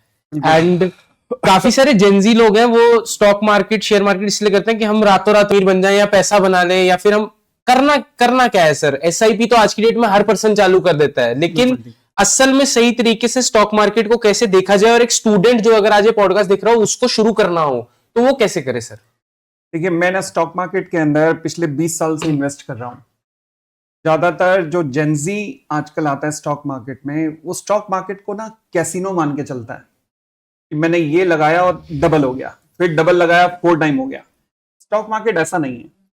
उसमें अगर आप आ रहे हो तो इस एक्सपेक्टेशन के साथ आइए कि आपको एक अप्रोप्रिएट रिटर्न मिल सके। अब अप्रोप्रिएट रिटर्न तो हम एफडी के भी कह सकते हैं, तो फिर आपका इतनी क्वालिफिकेशन लेने का फायदा क्या हुआ? तो when I said appropriate return, it means near about 20 to 25%। तो एक बहुत अच्छी रिटर्न कही जाएगी।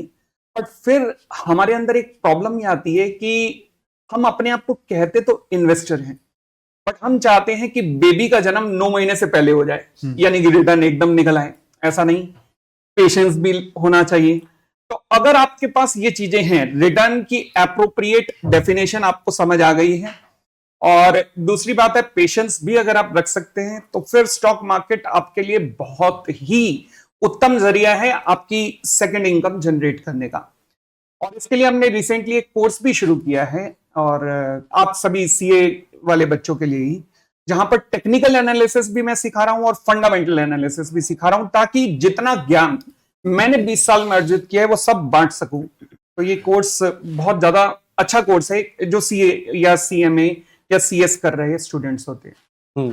बल्कि मैंने भी सर अपनी इन्वेस्टिंग जर्नी आपसे सीख के शुरू करी थी। सर ने 18 इयर्स की एज में वो एक वेल्थ बडी था, शेयर बडी बताया था, जिसमें 1 करोड़ रुपए सर ने वैसे ही मतलब वो फ्री था, और उसमें आप इन्वेस्ट करते थे और ट्रैक करते थे। वो आदत डलवाई सर ने moneybhai.com। वहां से मैंने भी अपनी ट्रेडिंग जर्नी स्टार्ट करी थी। सर आईसीआई में ना अक्सर स्टूडेंट्स को एक ही चीज का दुख रहता है या लड़ाई रहती है कि आर्टिकलशिप जब हम करते हैं तब भी 3-4 हजार का स्टाइपेंड है, एंड अगर हम एवरेज प्लेसमेंट की अमाउंट देखें तो वो 12 लाख ही रही है, और वो बड़ी नहीं है कितने सालों से। तो सर आपको नहीं लगता क्या ये कोर्स में दिक्कत आ रही है और तभी स्टूडेंट दूसरे कोर्स की तरफ जा रहे हैं? कैसे इसको ठीक किया जाए, या क्या इशू है इस चीज का? देखो, ऐसा है कि जो मार्केट है ना, ट्रूली जो मार्केट है वो वैल्यू पे करती है। तो अगर मान लो मार्केट 12 लाख रुपए दे रही है तो वैल्यू के दे रही है, और ऐसा नहीं कि वो सबको 12 लाख ही दे रही है। तो सीए की डिग्री की कोई अपनी वैल्यू नहीं है, व्यक्ति की वैल्यू है। व्यक्ति अपना व्यक्तित्व दिखाता है, अपनी पर्सनैलिटी दिखाता है, अपने कंटेंट दिखाता है। बाजार उसको 12 लाख भी दे सकता है, 1 करोड़ 20 लाख भी दे सकता है, और 5 लाख भी दे सकता है। तो व्यक्तित्व की वैल्यू होती है। और रही बात जो आपने कहा आर्टिकलशिप के अंदर स्टाइपेंड का अमाउंट, अभी रिसेंटली इंस्टीट्यूट ने बढ़ा दिया है, और बढ़ना चाहिए। बाकी इस बारे में सबके अपने अपने मत हो सकते हैं, मेरे को तो लगता है थोड़ा और बढ़ना चाहिए, बढ़ा तो भी रिसेंटली भी प्रपोजल है, तो बढ़ने ही वाला है। तब तक व्यक्तित्व मानते ही नहीं है उसे। मेरा नहीं, वो तो ट्रेनिंग है ना। ट्रेनिंग में तो उन्होंने, अगर मान लो कर दिया। 1 मिनट के लिए ट्रेनिंग में आपको बहुत ज्यादा पैसा देना शुरू कर देंगे, तो बहुत सारे जो नॉन सीए हैं इसलिए नौकरी कर लेंगे कि चलो ठीक है, ट्रेनिंग के दौरान इतने पैसे कमा लेंगे। सीख भी रहे हैं और मिल भी रहा है। हाँ, मेरे यहाँ पर एक छोटा सा और एडिशन ये रहेगा कि मैं जब अपनी जॉब के अंदर लास्ट जब कॉर्पोरेट वर्ल्ड के अंदर इंटरव्यू लेता था, टेक्निकल राउंड जब लेता था, तो मुझे जो एक कमी महसूस हुई थी, जो चार्टर्ड अकाउंटेंट इंटरव्यू देने आते थे और जो एमबीए से उनका कंपैरिजन करते थे, वो था कम्युनिकेशन स्किल। तो हर चार्टर्ड अकाउंटेंट को इस तरफ जरूर ध्यान देना चाहिए। ठीक है, एजुकेशन पे आप सब आ रहे हो, बट एक एक्स्ट्रा फैक्टर जरूर लेके आना चाहिए, और वो उसमें सबसे जरूरी है एक पब्लिक स्पीकिंग आर्ट और एक कम्युनिकेशन लेवल ऑफ कॉन्फिडेंस। जब आप बोल रहे हो सामने, तो ये बहुत जरूरी है, और आपको कॉर्पोरेट वर्ल्ड के अंदर ये किलर इंस्टिंक्ट क्रिएट करेगा आपकी। सर ऐसा कोई फनी इंसिडेंट हुआ हो जब आप तीनों इकट्ठे हो, कुछ फनी इंसिडेंट हुआ हो, या कोई प्रवीण सर की बात हमें नहीं पता हो, आज आप बताओ। एक बार सर का बर्थडे था, तो क्लास चल रही थी सर की, और कैलकाटा सेंटर के बच्चों ने केक भेजा। तो सर केक काटने लगे, तो उन्होंने कहा कि सर केक तब कटेगा जब आप डांस करोगे। गाना बताया कोई उन्होंने कि इस गाने पे डांस होना चाहिए। हमने स्टूडियो में कहा जी गाना चलाओ। चांस की बात है वो गाना ही नहीं चला। अब स्टूडियो में आवाज नहीं आ रही थी, बट बच्चे कहे कि केक तभी कटेगा। अब सर ने मुझे भी बुलाया, सामने कैमरे के सामने खड़े थे, बिना गाने के हमने डांस किया, ये बताते हुए कि गाना चल रहा है और हम कैसे लग रहे होंगे सर, मुझे याद भगवान नहीं है। जानता है। मुझे याद नहीं है। फिर सर हाँ, ने केक मुझे काटा। कुछ याद आया। एल्डाइन बना था, तो ये बातें हैं 2014 की बातें हैं, जब हम पंजाब ट्रिप पे गए थे। तो 3 गाड़ियां भर के गई थी, मैं सारे फैकल्टीज गए थे, रिटर्न वापसी में आ रहे थे। तो वहां के बोले यार किसी में ताकत है कि, रेड लाइट थी शायद कोई, या ट्रैफिक जाम था, हाईवे था, करीब 15-20 मिनट से गाड़ी खड़ी हुई थी। और यार किसी में इतनी हिम्मत है कि गाड़ी से बाहर निकल के नाचना शुरू कर दे, अपना भी गाए भी और नाचे भी, कोई किसी में हिम्मत है इतनी? तो सब चुप हो गए, क्या करें? तो भाई शर्म आती है, कोई बात नहीं। वहां से जैसे तैसे बात निबट गई, फिर थोड़ा आगे बढ़े तो वहां खाना खाने बैठ गए। ठीक है, अब सर की तो आइडिया उलझलूल है, कुछ भी चलता है। बोले कोई ये अनाउंसमेंट को, वहां करीब 200-250 सुखदेव सिंह का आई थिंक ढाबा था वो, तो 250-500 आदमी बैठे रहते हैं टाइम, हर टाइम कि कोई ये अनाउंसमेंट कर सकता है कि ये मेरा दोस्त है और इसका फोन खो गया है, किसी भाई को मिला हो तो भाई दे देना, ऐसे रंग का फोन है, कोई कुर्सी पे खड़े होकर अनाउंसमेंट कर सकता है ये? तो भाई सबके हो गए। तो सर भाई साहब ऐसे वहां खड़े हुए, ये मेरे दोस्त का है और ये मेरे इनका फोन खो गया है, और किसी भाई को मिला हो तो बहुत बहुत धन्यवाद, आपने मिल जाएगा, प्रोवाइड करा दे ऐसे करके। तो मैंने वहां देखा कि भाई साहब, आप समझ रहे हैं? हाँ। आप समझ रहे हैं क्या है? 500 व्यक्ति वहां चुपचाप बेचारा को अपने खाने में लगा, पूरे जितना हॉल था सारा का सारा देखे सर की तरफ, तो कुर्सी पे खड़े के भाई साहब अनाउंसमेंट चल रही है। और फिर जब अनाउंसमेंट होने के बाद जो हंसी छूटी भाई वहां पर, क्योंकि लोग वो तो घूर भी रहते कि क्या मजे मार रहे थे भाई। ठीक है चले। और आपके क्वेश्चन कितने रह गए? सर क्वेश्चन तो चलते रहेंगे, लेकिन मेरे को ये जानना था आप लोगों का रूटीन कैसा होता है, कि a day in a life of Praveen Sharma sir कैसे होता है, कि what is Start with moringa? Start with moringa. ऐसा नहीं, मोरिंगा से स्टार्ट नहीं होता। हाँ। देखो, अलग अलग दिन के अंदर अलग अलग तरह का होता है, कि क्लास वाले डेज पर अलग होता है, और अगर नॉन क्लास है तो अलग डे होता है। अच्छा, दोनों बता दो छोटा छोटा सा। शॉर्ट में तो यही होता है कि वाइफ के साथ बैठ के चाय पीते हैं, घर की बातें करते हैं, विदेश में बच्चे हैं उनसे बातें करते रहते हैं, और माता जी के पास जाके बातें करते रहते हैं, थोड़ा भजन कीर्तन करते हैं, फिर ऑफिस चले जाते हैं, थोड़ा क्लास में बातें करते हैं, थोड़ा क्लास पॉडकास्ट के बगैर वाला बोल रहा हूँ। अच्छा, क्लास के नहीं बगैर। है, हाँ। और शाम होती है, वॉकिंग करते हैं, घूमते फिरते कितने हैं। बजे उठ जाते हो सर आप? अगर छुट्टी है तो 7 बजे, सर और मैं अगर क्लासेस है तो जल्दी। सर तो कितने बजे उठते हो अगर क्लासेस हैं तो? अगर क्लासेस है तो मैं 4 बजे। सर इतने बजे हम लोग सोने जाते हैं, हमारी जनरेशन। एग्जैक्टली, इतने बजे हमारी जनरेशन सोने जाती है। एग्जैक्टली। अच्छा, ठीक, बिल्कुल उठते सर। कितने बजे हैं? सर उठ जाते हैं 10, 11, 12 जितने बजे मन चाहे, जिस दिन आर्टिकल। अच्छा, ये जेनजी का भी इंटरव्यू लेना चाहता हूँ। जेनजी कैसे सोचते हैं, मतलब इनकी विचारधारा क्या होती है? इनमें कुछ क्वालिटीज हैं, जैसे मेरे को दिखता है, एक तो पेशेंस नहीं होता, बिल्कुल भी पेशेंस नहीं होता, इसलिए वो हर काम फटाफट करते हैं, बिल्कुल। इसलिए हर विचार उनका फटाफट बदलता है, इसलिए उनका हर चीज। एक मुझे जो प्रॉब्लम दिखती है वो ये कि पेशेंस की बहुत बड़ी कमी है उनके। सर जेनजी पेशेंस की नहीं, जेनजी को पीस ऑफ माइंड चाहिए। वो कहता है मैं स्ट्रेस नहीं ले सकता, मेरे को आराम चाहिए जीवन में, पैसा वगैरह सब बाद में आ जाएगा। वो जो चीज जो आप 5-6 हजार करोड़ कमा के आई है ना, वो हमारे अंदर पहले से आ गई थी कि हमारी जीवन में आने नहीं है, तो अपन ऐसे ही रहते हैं। नहीं, पैसे कमाने के भी सॉलिड आइडियाज है जेंजी के पास में। मतलब जैसे मेरी बेटी खुद 12th में पढ़ती है, और उसके ग्रुप में जो बच्चे हैं या जो भी हैं, तो मैं जो ग्रुप में बच्चे होते हैं उनके साथ में बच्चा ही बन जाता हूँ, जेंजी बन जाता हूँ वहाँ पे। 24 से भी कम हो जाती है। हाँ। मतलब मेरी बेटी की जो फ्रेंड्स है ना, वो मुझसे ना मतलब बड़ा कंफर्टेबल फील करती हैं। जैसे मतलब मेरी बेटी इतना कंफर्टेबल है, उतनी वो कंफर्टेबल है। ठीक है, तो अंकल ये अंकल वो ऐसे वैसे है ना। तो मतलब वो क्या नाम है, सोते भी लेट हैं, अच्छा उठ भी थोड़ा जल्दी जाते हैं, उतना लेट नहीं उठते तो जितना कि होना चाहिए। ठीक है, और आइडियाज बड़े कमाल के इनके पास में, और एनर्जेटिक है, जोशीले हैं। और सबसे बड़ी बात ये कि यार जो सोच लिया ना, कर लेंगे, हो जाएगा, और होगा कि नहीं, होना पड़ेगा। ये इनके थॉट प्रोसेस है जो मुझे समझ में आती है। यही एटीट्यूड है जेंजी का सर, कि होगा, होना पड़ेगा, होना पड़ेगा। हालांकि मैं इससे सहमत नहीं हूं। मेरे हिसाब से जेंजी के केस में पेशेंस की कमी है, जिस वजह से कॉन्सिक्वेंटली उनका फोकस में भी थोड़ा मैं कहूं तो डिफ्यूज्ड है। मतलब वो एक पर्टिकुलर जगह पर ज्यादा फोकस नहीं कर पाते हैं। आई एम नॉट सेइंग कि जेंजी इन दो प्रॉब्लम्स के साथ जूझ रहे हैं और उनको शायद कुछ समय में समझ में आएगी और अपने आप को ठीक करेंगे, पर मुझे ये जरूर लगता है कि ये दो पर्सनैलिटीज ही हैं जो कहीं ना कहीं व्यक्ति को बदलती हैं। बिल्कुल सर। आज अगर आप अपने बेटा या बेटी को चाहोगे कि वो सीए करे, या आपने उनको बोला कभी कि सीए करना चाहिए, तुम भी सीए मैंने करो? तो ये बोला था सीए के अलावा कुछ भी कर सकते हो। अच्छा, मैंने तो ये बोला था। ओके, बट आप चाहते हो सर सीए करें, और ऐसा क्यों बोला सर आपने? नहीं, मेरा तो ये है कि भाई जो समझ में आए वो करो, और दूसरा उनका कहना ये कि हम ये हार्ड वर्क नहीं करेंगे, स्मार्ट वर्क करेंगे।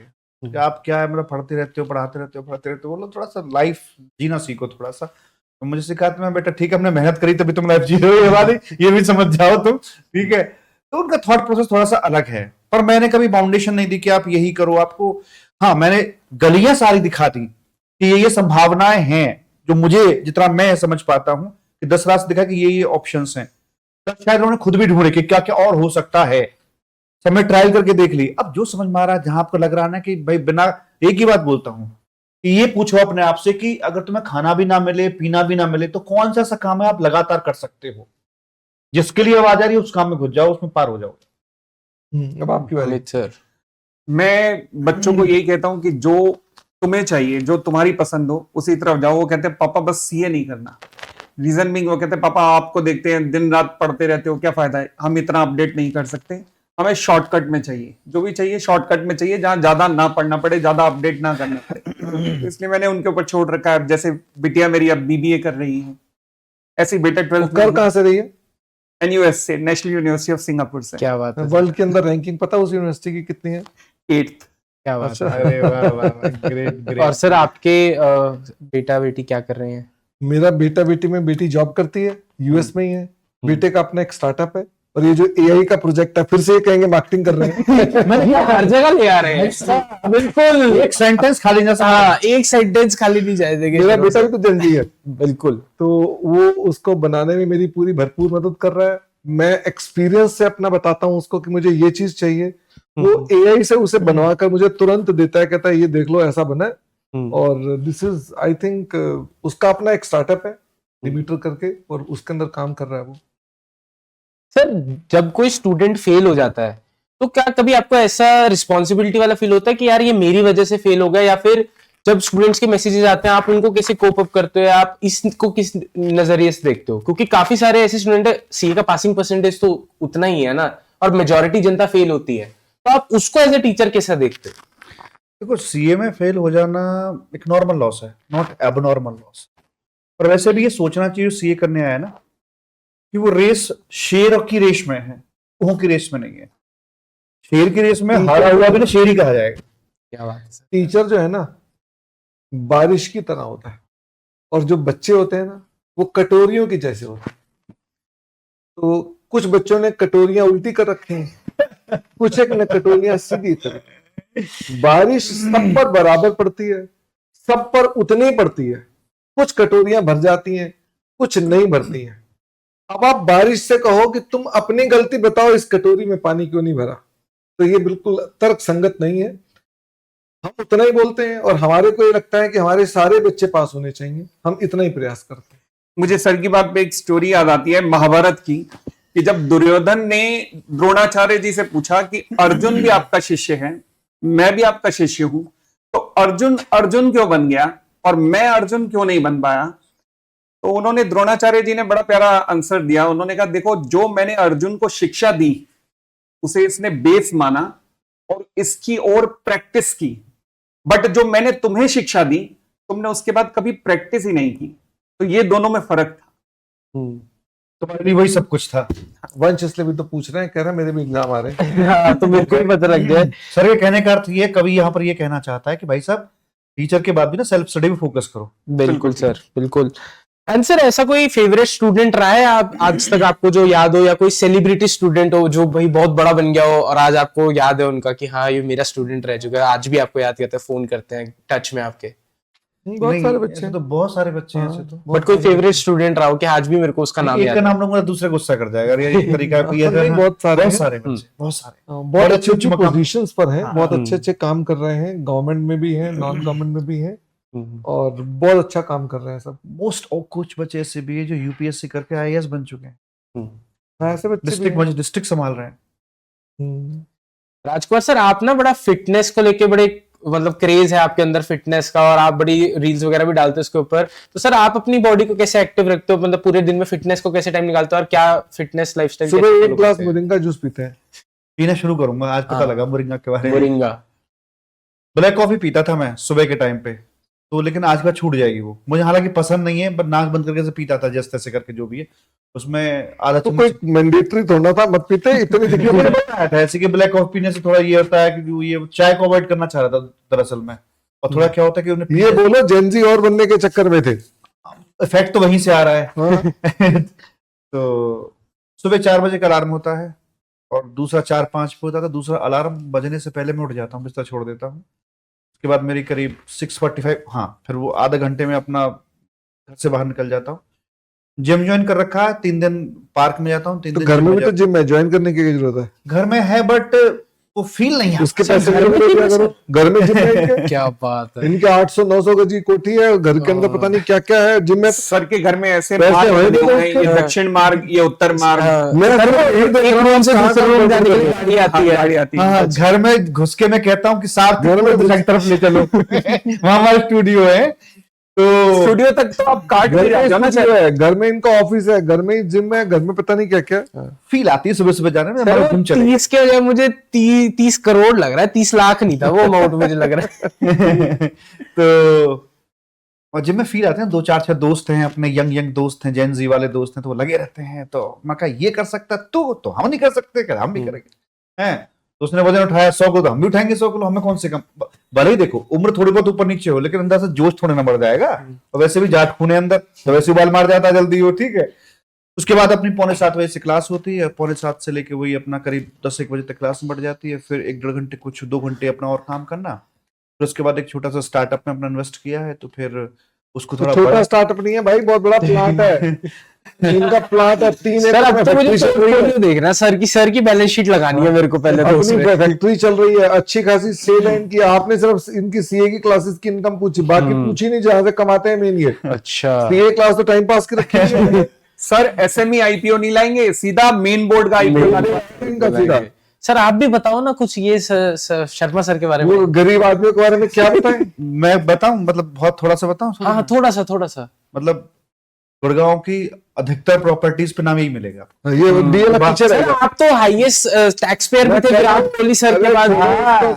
पीछे रह गए इन्होंने, हाईएस्ट क्या आप ये कह रहे हैं? डीएल पीछे रह के बात और सुनो ना, हमें कोई नोटिस आते हैं ना, हमें नोटिस वगैरह आते हैं डिपार्टमेंट, तो 1 पेज का आता है, इनको 12 का आया। इनको बाहर को नहीं आया, मुझे 12 गुना पावर ज्यादा है इनमें हमसे।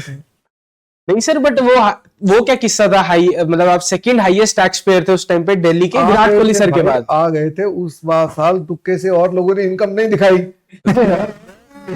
लेकिन उस टाइम पे टैक्स कितने का भरा था सर? मैं वही तो कह रहा हूँ, अगर मान लो सारे के सारे लोग अपने टैक्स नहीं भर रहे हैं, मान लो मैंने थोड़ा सा भर दिया, 1000 पे ही भर दिया, तो हाईएस्ट अमाउंट को अमाउंट से थोड़ा ना आ रहा है, 1000 पे भी आ रहा है। आई थिंक उस दौरान क्या नाम है उसके अब highest के भी- विराट कोहली के आई थिंक शायद 250-300 करोड़ का था। क्योंकि मुझे ऐसा ध्यान है कि एक स्टूडेंट थी मेरी जब मैं पढ़ा रहा था, तो वहां वो मिली थी मुझे, तो उसने कहा था कि विराट कोहली का ये है इस बार का, तो जहां सीए तो उनके 2013 तो उसका 250 करोड़ था, 250 250 अब सेकंड में रहता था, वो दिल्ली में रहता था, वो भी मेरे जैसा गरीब आदमी ही था। सर ऐसे गरीब आदमी तो चाहिए हिंदुस्तान में। 250 करोड़ था, मैं बताऊं तुम्हें, अब लगा लो, अब रैंक 1 और रैंक 2 के मार्क्स में कितना डिफरेंस होता है। हाँ 10 नंबर का हाँ कभी एक- बहुत ज्यादा 19-20 ही रहा होगा कुछ। 19-20 और बताओ आप अंश, असली बात। नहीं सर ये अच्छा जरूरत अंश, है। मुझे बताओ फटाफट से, आपका इंस्टाग्राम की स्टोरी कहाँ से स्टार्ट हुई? आप कहाँ चक्कर में पड़ गए इंस्टाग्राम में? अब हम तुम्हारा इंटरव्यू लेंगे। सर मेरा तो चलता रहता है सर, कोई नहीं क्या आप चलता कर- रहता है? कितना पैसा कमा रहे हो आजकल? सर मेरी सर बनाओ रील बनाओगी? मेरी 3000 रुपए की दिहाड़ी है सर। बंच की है, हर मिनट में 3000 रुपए की हर नहीं सर, देखो देखिए सर हर मिनट की नहीं है मेरी सर, महीने की 3000 की दिहाड़ी है, आईसीआई दिलाता है स्टाइपेंड, बढ़िया चलता है हमारा और उससे काम चल रहा है हमारा बढ़िया। यहाँ आके बड़े तुम शरीफ हो गए। हम इनकम फ्रॉम अदर सोर्सेज की बात कर रहे हैं। सर यही है सर, यही एक सोर्स है, वो दिखा देता हूँ, वो एग्जाम्प्ट हो जाती है, तो बढ़िया से चलता रहता है मेरा। चलो आपकी मोटी कमाई है, आपने मुझे अकेले में बताई थी पहले, मोटी नहीं। मैं बता नहीं रहा हूँ। मोटी नहीं, अंधी अंधी कमाई। अंधी कमाई मुझे ही नहीं दिख रही। अंधी कमाई का मतलब है यार, घर में बैठूंगा। क्यों बच्चे बोले तो मोटा काट रहे हो, ठीक है, मोटी कमाई अंधी कमाई है। सर इतनी तो मेरी एज नहीं है जितना एक्सपीरियंस आप लोग होल्ड करके रखते हो, तो सर आपने क्या क्या चेंजेस देखे इन दौरान में, टीचिंग करियर में क्या चेंजेस आए कि मैं पहले होम ट्यूशन देता था, फिर कोचिंग सेंटर का दौर आया, उस वक्त कोचिंग सेंटर नहीं थे सीए के, तो मैंने उससे स्टार्ट किया था कोचिंग सेंटर से। अभी मेरी खिंचाई करेंगे देखना। फिर उसके बाद मैं ऑडिटोरियम में गया पढ़ाने के लिए, जब कोई नहीं जाता था, वो कभी वो सम्मेलन के लिए जाते थे, पर हमने सीए क्लासेस स्टार्ट करी तो हमारा वो भी एक नया था। फिर सैटेलाइट क्लासेस के अंदर भी सबसे पहले मैंने स्टार्ट किया सैटेलाइट का ऑल अक्रॉस इंडिया, फिर गूगल ड्राइव, पेन ड्राइव, और अब घूम फिर के एआई बेस्ड ये लगा अच्छा क्या बोला मैंने, प्रवीण शर्मा मैं से जानता और हूं, वहां जाकर के आप फ्री में क्लासेस देखो, कोई दिक्कत की बात 23 नहीं साल है। से जानता हूँ, 23 साल से 23 साल ज्यादा बता दी मैंने तुम्हें फ्री पहले। में क्लासेस डाल रखी है बहुत सारी, वहाँ बच्चों को जाके क्लास जरूर देखनी चाहिए। एआई का इंडिया का बिल्कुल सबसे सर। पहला बिल्कुल रेवोल्यूशनरी सर। कॉन्सेप्ट है। सर आप इतना एआई बता रहे हो, तो कहीं पे बीच में ये भी आया था कि एआई आप मेरी शायद, वेबसाइट का स्क्रीनशॉट हाँ सर डाल दिया, एडिटर डाल देना सर। ये एआई इतना चल रहा है, तो मैं ये जानना चाहता हूँ कि क्या एआई सही में सीए की जॉब के लिए भी थ्रेट है, कि क्या वो सीए की जॉब अपॉर्चुनिटी है। हाँ मैं भी ये कहता हूँ, थ्रेट नहीं कहीं से भी ये, मतलब टाइपराइटर था, अभी कंप्यूटर आ गया, तो क्या कंप्यूटर आने से जॉब चली गई समस्या पर? अरे वो एक बढ़िया टूल आपके सामने निकल के आया, अब जिन्होंने या तो उसे अपना लो या तो बदल लो या मिट जाओ, दो ही चीजें होंगी, ठीक है। कंप्यूटर के बजाय एआई आ गया, तो इसे तो एक्सेप्ट करना चाहिए पूरे जोश और जुनून के साथ में कि आप अपने हर काम के अंदर किस तरह से एआई को फिट कर सकते हो। सर माइक आपके हाथ में, माइक आपके हाथ में, अब बोलो सर वो अब आप कह रहे हैं बोलने को। मोरिंगा मैं तो पानी पी रहा था। मोरिंगा ये मोरिंगा की बात रखा है इसमें। देखो मेरे को क्या लगता है कि ऐसा है नहीं, जैसा ठीक है कोई बात नहीं, आप अगला सवाल पूछो। बताओ ना मैं सर- सुन नहीं रहा था असल में ना। मैं कुछ- सर एआई एआई की तारीफ कर रहा था मैं तो। हाँ एआई तो बहुत अच्छा हाँ, वो- अब AI से आने से दो इफेक्ट होंगे, हमारी लाइफ और फास्ट हो जाएगी, नंबर दो हमारे जो भी बिजनेसेस हैं या जो भी हमारे आइडियाज हैं उनकी शेल्फ लाइफ और भी छोटी हो जाएगी। इसका मतलब हम लोगों को अपनी फास्ट लाइफ में फटाफट से काम बदलते रहना पड़ेगा, और जो ये करेंगे वही आगे निकलेंगे। और मुझे लगता है यही अपॉर्चुनिटी है कि समझ लो कि पूरी स्लेट साफ कर दी, अब कोई भी बिजनेस आप स्टार्ट कर सकते हो, आप ऑनलाइन ई कॉमर्स का बिजनेस स्टार्ट कर सकते हो। एआई के आने के बाद आप बिल्कुल अमेजन को टक्कर दे सकते हो, आप अपने इंडिया में ऐसे नई चीजें ला सकते हो, लेकिन हम वही चीजें पुरानी रखेंगे, ये गलत हो जाएगा। मुझे लगता है व्यापार करने के लिए भारत से अच्छा कोई देश हो नहीं सकता जितनी यहाँ पर जनसंख्या है, और एआई को एक अपॉर्चुनिटी के रूप में ही लेना चाहिए। एक बुक थी, नाम था जिसका रिच डैड पुअर डैड, उसका जो क्रक्स है वो ये है कि always be a job creator, never be a job seeker. तो यही एआई का यूज करके आने वाले चार्टर्ड अकाउंटेंट अगर जॉब क्रिएट कर सकते हैं आने वाले समय में डिफरेंट सिनेरियो के अंदर, तो उससे बढ़िया कुछ नहीं हो सकता। और मैं बताऊं आपको क्या है एआई। जब शुरुआती दौर में जब हम पढ़ाना शुरू किया था दिल्ली में, तो इंटरनेट कोई बहुत ज़्यादा नहीं चलता था, वो साइबर कैफे वगैरह पे जानना पड़ता था, और वो भी स्पीड बड़ी स्लो होती थी। सबसे बड़ी प्रॉब्लम आती थी अमेंडमेंट्स। नए सी थे भाई, नई चीज आ रही है तो नहीं आ रही कोई चीज समझ में, अब कैसे ढूंढे, कहाँ क्या करूं बता। गूगल भी उस तरह वो चीज नहीं थी। और आज क्या है, आप फोटो खींचो, डालो, 4 लाइन की समरी, 2 लाइन की समरी, 6 लाइन की समरी, इसका मतलब क्या, उसका मतलब क्या, फट से आपके हाथ में, आपका समय बच रहा है सब कुछ। और पहले कितना हमें मेहनत करनी पड़ती थी उन चीजों के ऊपर। सर ऐसा कोई टॉपिक था जो मतलब आपके सीए करिकुलम में या आपके सब्जेक्ट में जो आपको बिल्कुल पसंद नहीं था लेकिन आप पढ़ाते थे, या कोई इंटरेस्टिंग एग्जांपल आपने उसको बनाया और अकाउंटिंग क्रैक एंड किया? टेक्नोलॉजी, ये मेरे सब्जेक्ट के अंदर एक पेपर डाल दिया उन्होंने, टेक्नोलॉजी डाल दी उठा करके। तो मैं पहले तो सुना, बड़ा खुश हुआ, मैंने कहा चलो टेक्नोलॉजी डाली है तो बच्चों को भी फायदा होगा, हमको भी फायदा होगा, हम उनको पढ़ा रहे हैं तो हम भी 10 चीजें पहले जानेंगे तब पढ़ाएंगे उनको। तो उन्होंने था क्या उसके अंदर, कुछ नहीं, इतना वाहियात कर दिया उन्होंने उन्होंने कर दिया ईआरपी के 15 फायदे बताओ, और 15 फायदे किताब में लिखे हैं, उनको मैं पढ़ रहा हूँ, बच्चा भी सुन रहा है, ना बच्चे का सुनने का मन कर रहा है ना मेरा बोलने का मन कर रहा है। तो हमारे इंस्टीट्यूट को पूरा पता है कैसे किसी सब्जेक्ट की ऐसी तैसी करनी है, तो वो कर देते हैं वो। आईडीटी में भी है कैसे, ऐसे एक आईबीएस है, नहीं आईडीटी में सब्जेक्ट, आईबीएस वो तो है ही, वो तो एक बीमारी का नाम, वो एक बीमारी है। आईबीएस मुझे फुल फॉर्म तो नहीं पता, बाउल सिंड्रोम कुछ करके है, इरिटेबल बाउल सिंड्रोम। नहीं सर, इंटीग्रेटेड बिजनेस सॉल्यूशन है वो, छठा पेपर की बात कर रहे हैं। सिंड्रोम की बात कर रहा हूँ, वो वही है, वो बीमारी का ही नाम है वो, इरिटेबल बाउल सिंड्रोम कुछ करके है। हमारे फाइनल में फॉरेन ट्रेड पॉलिसी है, और इतना गंदा है। अब गंदा क्यों, उसके पीछे भी कारण है। फॉरेन ट्रेड पॉलिसी अपने आप में एक सब्जेक्ट है पूरा, 1000 पेज की किताब आती है उसकी। अब आपको 1000 पेज वाली चीजों को आप सुंघा रहे हो एक चैप्टर के अंदर 5 नंबर का, तो मतलब मैं क्या ही समझाऊं, क्या ही बताऊं। वही वाली बात है कि मैं पढ़े जा रहा हूँ, बच्चा सुने जा रहा है। सर लॉ या ऑडिट में इनका सब्जेक्ट की खासियत ये है, बट लग रहा है दोबारा फैसले लेता है। मेरा पूरा सब्जेक्ट ऐसा है, इनका हटा ही दिया, बोले जा रहा हूँ, बच्चा सुन रहा है। बट अब 2027 में शायद दोबारा आ सकता है फाइनल में लॉ, चांसेस आर हाई। हटाने के तर्क क्या थे जो अब वापस लाने, वो तो भगवान जानता है। पूछो ना कैसा फील हुआ जब हटा। सर कैसा फील हुआ सर जब सब उनके बाल तभी उड़े थे। यहाँ चोट लगी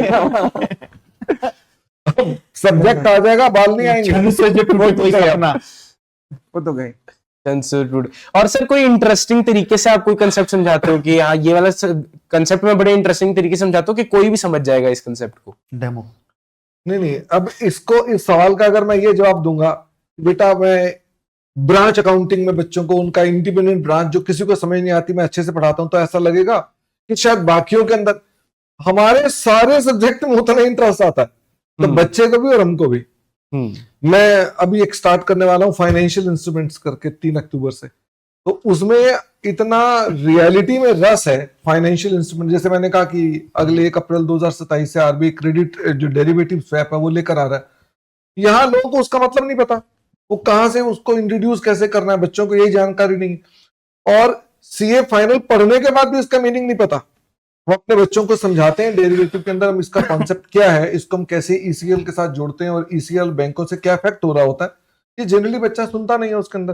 तो ये सब चीजें मुझे लगता है कि इफेक्ट करती हैं। देखो जैसे श्रीमद् भागवत गीता है, ठीक है, उसमें अपने आप में इतना रस है, अलग से कुछ बोलने की जरूरत नहीं है आपको।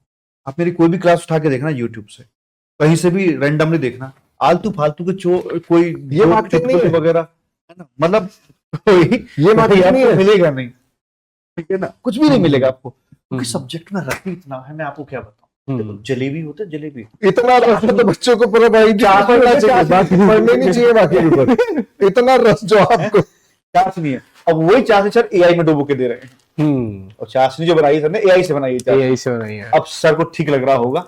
सर एल्डाइन का नाम एल्डाइन कैसे पड़ा सर? एल्डाइन का नाम एल्डाइन ऐसे पड़ा कि एल्डाइन एक इटालियन वर्ड था जो प्रेस किताबें छापता था। मेरी अपनी एक प्रेस थी, एल्डाइन प्रेस प्राइवेट लिमिटेड, एक कंपनी थी जहां पर हम ये काम करते थे। जब मेरा कोई ईटन के साथ मैं कहीं पढ़ाता था, उनसे पार्टीशन हुआ, मैंने अपनी संस्था खोली, अपने साथ टीचर जोड़े, तो 2-4 टीचरों ने नखरे कर दिए कि हम परवीन शर्मा के नाम के साथ नहीं जुड़ेंगे। मैंने कहा हाँ कोई बात नहीं, कंपनी एग्जिस्ट कर रही थी एल्डाइन, मैंने कहा इसमें आ जाओ। उसका फिर हमने वो प्रेस वर्ड हटा के वेंचर्स कर दिया हमने उसका नाम, और तब ये 2 टीचर हमारे साथ आए थे। ये कारण है। ये कम में अब ये दो टीचर इंडिपेंडेंट पढ़ाते हैं, हमने अपना नाम फिर से सीए प्रवीण शर्मा कर दिया। हाँ, तो वेबसाइट का नाम क्या है? अब नहीं, वेबसाइट का नाम caprovincerma.com। ये सारी कथा काल्पनिक है। सर बहुत सारे स्टूडेंट्स भी टीचिंग में आना चाहते हैं और वो इस प्रोफेशन को बड़ा अच्छा समझते हैं, देखते हैं कि हाँ इसमें बढ़िया पैसा है और बढ़िया चीजें हैं। तो मतलब आपको क्या लगता है, टीचिंग में आना चाहिए उन्हें या कैसे आना चाहिए, क्या करना चाहिए? मैं बताऊं, फल को देख कर आओगे ना कि ज्यादा पैसा है तो आने में कोई फायदा नहीं है मेरे हिसाब से। लेकिन अगर आपकी अंतरात्मा में, रूह में ये घुसा हुआ है, टीचिंग में है, तो जरूर आना चाहिए, पैसा मिलेगा आपको।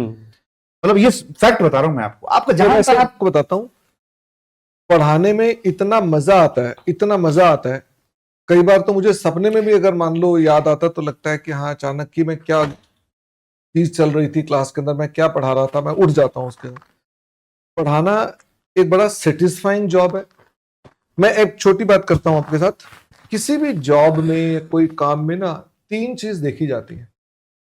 क्या उसमें स्कोप ऑफ क्रिएटिविटी है कि नहीं है, रिस्पेक्ट कितनी है, और पैसा कितना है। ये तीनों में से अगर कोई भी चीज का मिसिंग है तो आदमी वो काम लगातार नहीं करेगा। ये बैलेंस्ड होनी चाहिए। आपको नेसेसरी क्रिएटिविटी भी मिलनी चाहिए, रिस्पेक्ट भी लगातार मिलनी चाहिए, और पैसा भी मिलना चाहिए। तीनों में से कुछ ही माइनस कर दो, वो चीज आप अल्टीमेटली कंटिन्यू नहीं करोगे। और ऐसा सिर्फ और सिर्फ वहीं पर है जहां पर आपके स्पोर्ट्समैन हैं या टीचर्स हैं या अदर इस तरह के जो लोग हैं। तो टीचिंग आपने पूछा क्या अच्छा है, तो मैं बोलता हूं इससे बैलेंस्ड चीज कहीं और है नहीं है। बाकी सबसे अच्छी चीज है ये, जॉब वगैरह से बहुत अच्छी चीज। जॉब में क्रिएटिविटी नहीं है या ठीक से पैसा नहीं है, कई केसेस में रिस्पेक्ट नहीं है। अपने काम में भी आप काम करते हैं तो कई बार क्रिएटिविटी खत्म हो जाती है, या कई बार प्रैक्टिस करते हो तो क्लाइंट इतनी रिस्पेक्ट नहीं देता। Teaching is the best thing. अगर आप अपने स्टूडेंट को एक बात कन्वे करके समझा सकते हो, बता सकते हो, इससे बढ़िया कुछ नहीं। आपको आना चाहिए। और सर एक स्टूडेंट अगर कोई अपना बिजनेस करना चाहता है, अपनी प्रैक्टिस खोलना चाहता है, तो उसके लिए एक राइट रोड मैप क्या होना चाहिए या एक राइट फाउंडेशन की एडवाइस क्या होनी चाहिए? उसे कंप्लायंस का काम नहीं करना। कंप्लायंस का काम क्या होता है? जीएसटी का कंप्लायंस, टीडीएस का कंप्लायंस, इनकम टैक्स का कंप्लायंस, ऑडिटर कंप्लायंस, ये प्रैक्टिसेस को छोड़ करके अदर देन दैट एडवाइजरी और कंसल्टेंसी। हम अपने बिजनेस को असल में क्या है, हमको डर लगता है कि आज प्राइवेट लिमिटेड कंपनी का ऑडिट चला जाएगा तो हमको लगता है क्लाइंट हमें बोलेगा अच्छा भैया नमस्ते, क्योंकि हमने कभी क्लाइंट को वो सपोर्ट नहीं पहुंचाने का प्रयास किया कि हाँ तुम्हारे साथ हम तुम्हारे बिजनेस को ग्रो कराने का प्रयास करेंगे, तुम्हारा ऑडिट कराएंगे इसलिए तुम्हें लोन दिलाएंगे, तुम्हारा हम ऑडिट कराएंगे इसलिए तुम्हें वेंचर कैपिटल तक लेकर जाएंगे, तुम्हारा ऑडिट कराएंगे इसलिए तुम्हें एसएमई तक लेकर जाएंगे। हम जब क्लाइंट में वो वैल्यू एडिशन ऐड करेंगे तो मेरे को अगर एक जगह से वैल्यू मिल रही है तो मैं क्यों अपने सीए को छोड़ दूंगा। इसका मतलब ये कि सीए हैज टू अंडरस्टैंड कि मुझे बिजनेस में वो कंसल्टेंसी रोल लेना है कि मैं उसके बिजनेस में वैल्यू ऐड कर सकूं। फॉर एग्जांपल जैसे मैं आपसे बोलूं कि आप मान लो ऑडिट कर रहे हैं, ऑडिट करते हुए आपने उसके खर्चों को देखा तो उसमें मान लेते हैं बड़े सारे खर्चों में खर्चा आ गया एडवर्टीजमेंट। हम उसको सिर्फ इसी पर राय दे सकते हैं। कंसल्टेंसी का पहला नियम फ्री में देनी पड़ती है, बाद में पैसे आते हैं। आप उसे बोलते हैं कि देखो जो तुम ये एडवर्टीजमेंट कर रहे हो इसमें आपको मैं इससे बेहतर तरीके बता सकता हूं एडवर्टीजमेंट करने के, और ये मेथड्स हैं, और उसकी एक प्रॉपर रिसर्च रिपोर्ट बनाकर कि जो तुमको मिल रहा है उसके अंदर इतने इतने पॉइंट्स हैं। पहली रिपोर्ट उसको फ्री में दो और बोलो तुम्हारे बिजनेस में इतनी इनएफिशिएंसीज हैं जिनको मैं एलिमिनेट कर सकता हूं, मेरे को जितने तुम पैसे दे रहे हो उससे ज्यादा मैं तुम्हारी सेविंग करा दूंगा। क्यों वो आपसे काम नहीं कराएगा? और आपके पास सारा डेटा है, आप हर चीज जानते हो उसकी। तो पॉइंट इज हमने हमेशा ऑडिट के सर ने पूछा हाँ भाई जीएसटी का बिल ले फटाफट से, वो कह रहा है नहीं मिल रहा बिल, अब तो तेरे को छोड़ूंगा नहीं, ऑडिट का बिल क्यों नहीं मिला तेरा। तो हमने क्लाइंट को प्रैक्टिकली डरा रखा है। वो क्लाइंट भी कहता है लास्ट डे को ही आऊंगा ताकि मुझे पता है मुझे टीज करेगा बार बार। We have to change our attitude, don't going to compliance, just उसके कलीग बन जाओ, सपोर्टर बन जाओ। बिल्कुल। अमित सर आप कुछ ऐड करना चाहोगे इसमें? नहीं, डेफिनेटली देखिए सीए करते हुए जितना मेहनत आप करते हैं 12 से 15 घंटे पढ़ना, ये संभव ही नहीं है कि अगर आप किसी बिजनेस में हाथ रखें और उसमें सक्सेस ना पाए, क्योंकि इतनी मेहनत आप कर लेते हैं एज कंपेयर टू एमबीएस, तो आप डेफिनेटली सक्सेस पा सकते हैं। बट अगेन एक इनोवेशन लाने की जरूरत है। जिस फील्ड में भी आ रहे हैं, जिस रूप में भी आ रहे हैं, उस इनोवेटिव आइडिया के साथ लाइए, जो कि आजकल जो आइडिया जो जेंजी एक्सेप्ट करे, जो आम जनता एक्सेप्ट करे। जैसे हम लोग अभी आपस में डिस्कशन कर रहे थे, सर ने एक चीज बड़ी प्यारी कही थी कि 2 चीजों पे कोई भी व्यापार चलता है, एक नीड पे और एक डर पे। तो ये दोनों फैक्टर्स को ध्यान में रखिए कि मार्केट में किस चीज की रिक्वायरमेंट है, तो ऐसा कुछ लेके आइए। और बिजनेस तो डेफिनेटली, चार्टर्ड अकाउंटेंट बिजनेस नहीं करेगा तो औरों का बिजनेस संभालता है, अपना नहीं करेगा तो क्या करेगा। जी। और सर आप मतलब आप अपने आप को कैसे एंगेज रखते हैं? जैसे जेंजी स्टैंड अप कॉमेडी को बड़ा पसंद करता है, वो लेटेंट वगैरह शो देखता है और डिफरेंट चीजें पे देखते हैं, तो आप लोग अपना मेजर टाइम किस एप्लीकेशन पे लगाते हैं और आप कौन सी मूवीज देखना पसंद करते हैं या अपने फ्री टाइम पे क्या करना पसंद करते हैं? जैनजीज को देखते रहते हैं हम तो। बट आप सर इंस्टाग्राम पे ज्यादा टाइम लगाते हैं या किस मैं प्लेटफॉर्म पे? देखता हूँ जब मुझे समय मिलता है ना, तो वो जो सीरीज आती है ना, वेब सीरीज जो आती है, अभी मैंने खत्म की है वो ठुकरा के मेरा प्यार, अच्छा। और अभी देख रहा है अभी, ठीक है। अभी उसके हर फ्राइडे को 4 एपिसोड आ जाते हैं, इवन थर्सडे नाइट को ही आ जाते हैं। इस वाले अभी आज दिन को सैटरडे ना, तो कल वाले देखे नहीं, थोड़ा सा बिजी था तो देखे नहीं, कल कहीं बिजी था, वरना कल ही देख डालता। तो वेब सीरीज का शौक है सर आपको? शौक क्या, पहले एक बार पहले एक एपिसोड देख लो आप, फिर तो खींच लेगी अपने आप को आपको। तो मैं फ्री टाइम यही करता हूँ, और उसमें से कुछ अगर मुझे अपने बेसिकली ऑब्जेक्टिव क्या है, क्लास के एग्जाम्पल ढूंढना, उसमें बहुत सारी चीज मिलती है ऐसे कि यार ये वाले कंसेप्ट या ये वाले चीजों को मैं क्लास में डाल के कंसेप्ट को इजीली बच्चे के दिमाग में डाल सकता हूँ मैं। This is my main objective. Sir आपकी फेवरेट कौन सी है वेब सीरीज? पंचायत। पंचायत, विनोद वाली?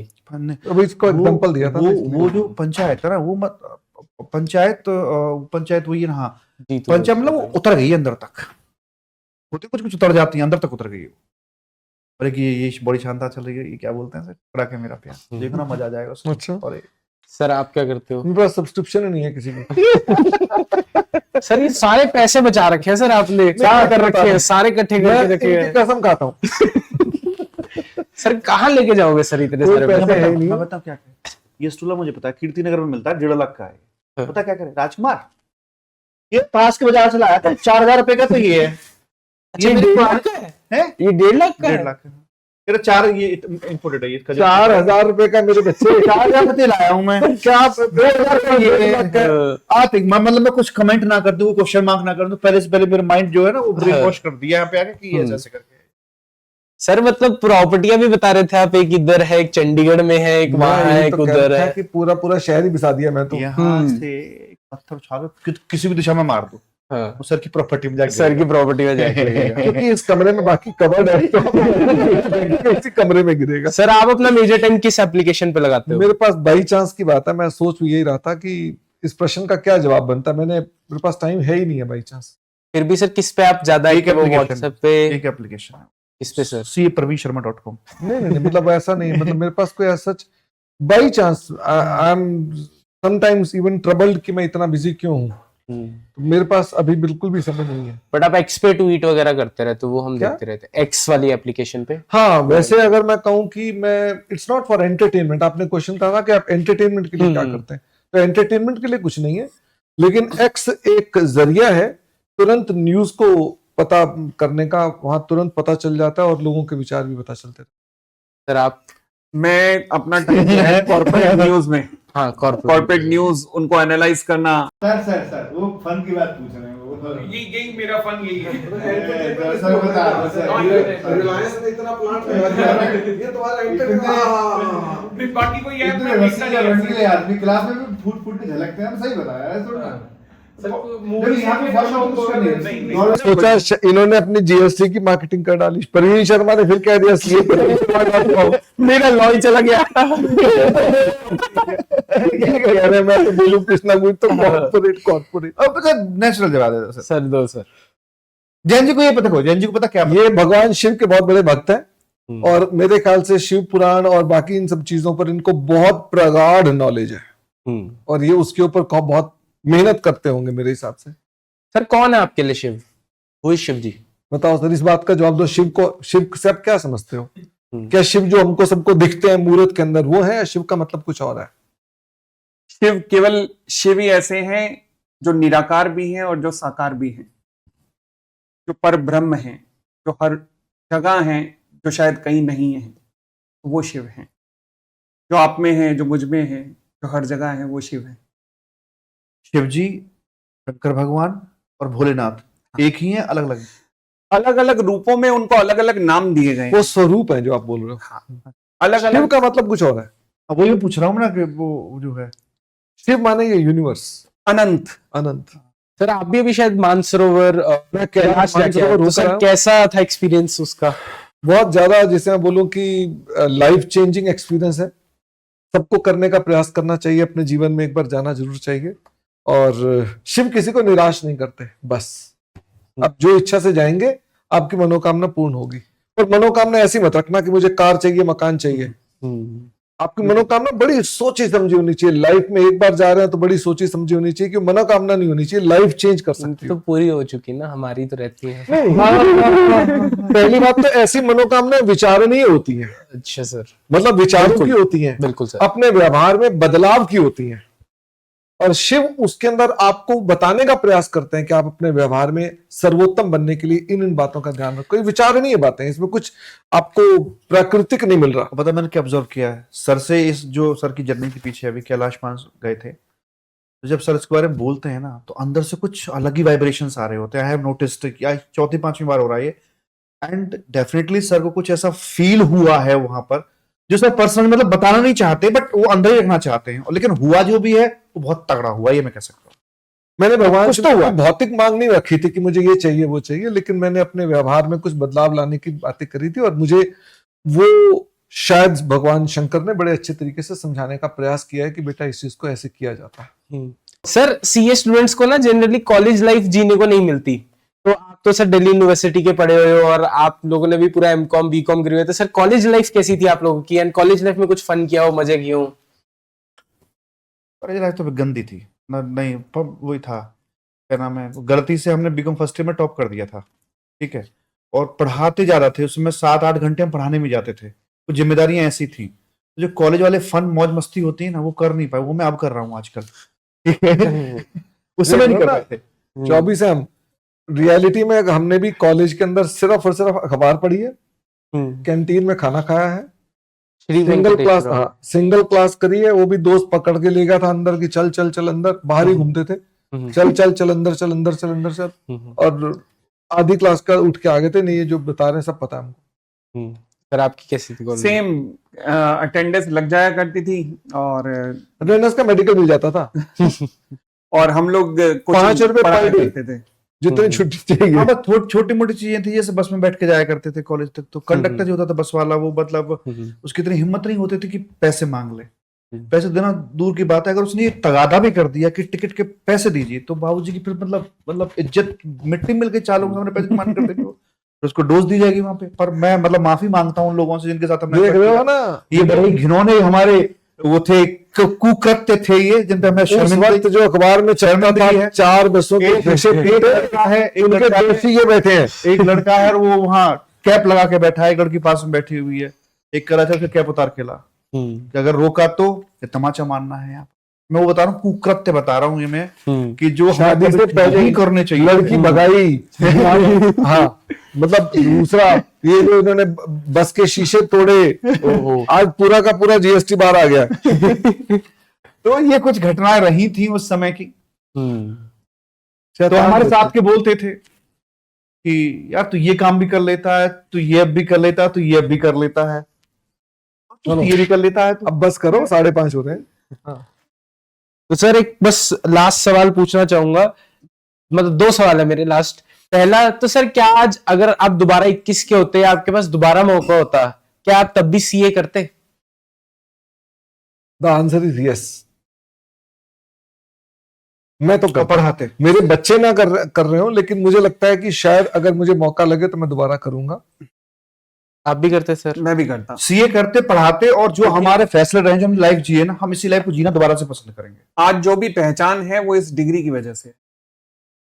और मेरा तो मानना ये है कि एक बार डिग्री ले लो, तो उसके बाद में तुम घास खोदो, बिजनेस करो, जो मर्जी करो, लेकिन चार्टर्ड अकाउंटेंट भाई, मतलब समझ रहे हो तुम, सामने वाले को जो पता लगता है सीए तो फॉर्म में रहता है थोड़ा सा, पढ़ा लिखा ठीक ठाक आदमी से उलझना मत। जब इन्होंने अपनी वाइफ को, अब वाइफ हो गई, जब इन्होंने उस लड़की को भगाया था, ठीक है, घर से उठा के लाया था तो रातों रात, कंडीशन पे छोड़ा था इनको जिंदा, कि ये सीए कर रहा है और सीए कह रहा है मैं बन जाऊंगा। इन्होंने जो स्टोरी सुनाई ना आपको कि मैं सीए बन गया और मेरा सब कुछ ठीक हो गया, एक बात ठीक से नहीं बताई कि अगर सीए ना बनते तो लड़की वाले क्या हाल करते इनका, ये नहीं बताई इन्होंने बात। बिल्कुल सर तब आप आ जाते बचाने सर को। नहीं मैं तो उनको नहीं, कोई भी समस्या पड़ती थी मेरा पहला फोन सर के पास मिल जाता तब ना फोन होते थे ना ऐसा कुछ था जी। सर एक लास्ट एडवाइस आप तीनों की तरफ से, किसी ने ये पॉडकास्ट अभी पूरी देखी है उसको एक क्या एडवाइस आप देना चाहोगे? देखो मुझे क्या लगता है कि सबसे इम्पोर्टेंट, मतलब वैसे आपके अंदर कोई स्किल हो या आप में कोई समझ हो, ये सब चीजें ठीक है। जिस आदमी को लगता है कि उसके पास तो हर लाइफ में हर काम उल्टा हो रहा है, जो भी वो काम करता है उसका ठीक नहीं जाता है, वो भी अगर सफल होना चाहता है तो उसके पास एक फॉर्मूला है जिससे वो पक्का सफल बन सकता है और उसका नाम है डिसिप्लिन। अगर वो किसी भी चीज को डिसिप्लिन के साथ करेगा ना, किसी भी चीज को, चाहे वो सीए कर रहा है, चाहे सीए की प्रैक्टिस कर रहा है, चाहे वो कोई सब्जेक्ट पढ़ रहा है, चाहे वो इंस्टाग्राम की रीलें बना रहा है, चाहे वो यूट्यूब के वीडियो बनाता है, आप जीवन में एक, मान लेते हैं आपकी भाषा में, अगर एक इंस्टाग्राम पर कोई आप जैसी बढ़िया रीलें नहीं बनाता, बिल्कुल बेकार रीलें बनाता है, पर डिसिप्लिन से बनाता है, वो आदमी सफल पक्का होगा। तो डिसिप्लिन इज वन की टू सक्सेस फॉर एवरीवन। हाँ, अगर मान लो किसी के पास बहुत धन है पहले से, तो उसके पास बड़ी सारी चीजें, किसी के पास भगवान ने उसे कोई ऐसी चीज दे रखी है, उसके पास बड़ी कला है, तो वही हो सकता है। बट डिसिप्लिन तो सभी कर सकते हैं ना, हम सबको अपनी लाइफ में डिसिप्लिन रहना चाहिए बस। मैं ना 3 बातों पे मैं फॉलो करता हूँ।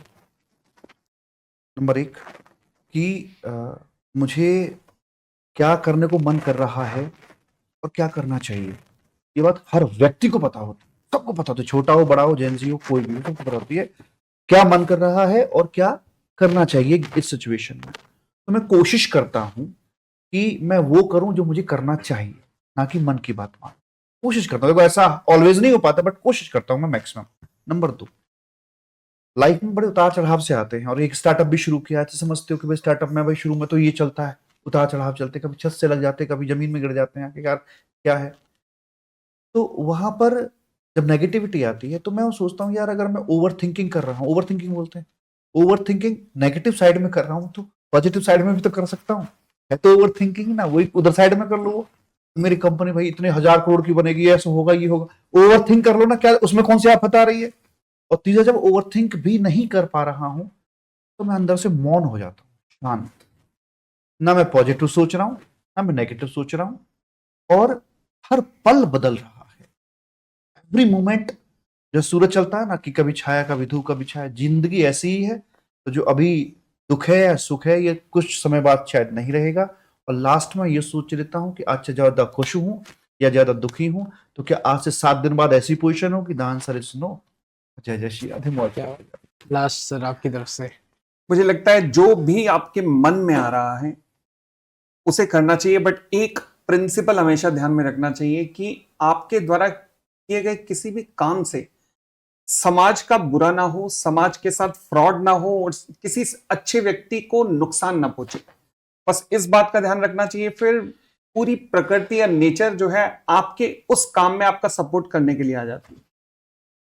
और मैं बताऊं, जो अच्छे लोग होते हैं ना, जो मतलब दूसरों के प्रति गलत भावना ना तो सोचते हैं दूसरों का बुरा करने की, इवन उनके मन में भाव भी नहीं आते, दुश्मन के प्रति भी नहीं आते ना, तो उस प्रकृति में चमत्कार होते।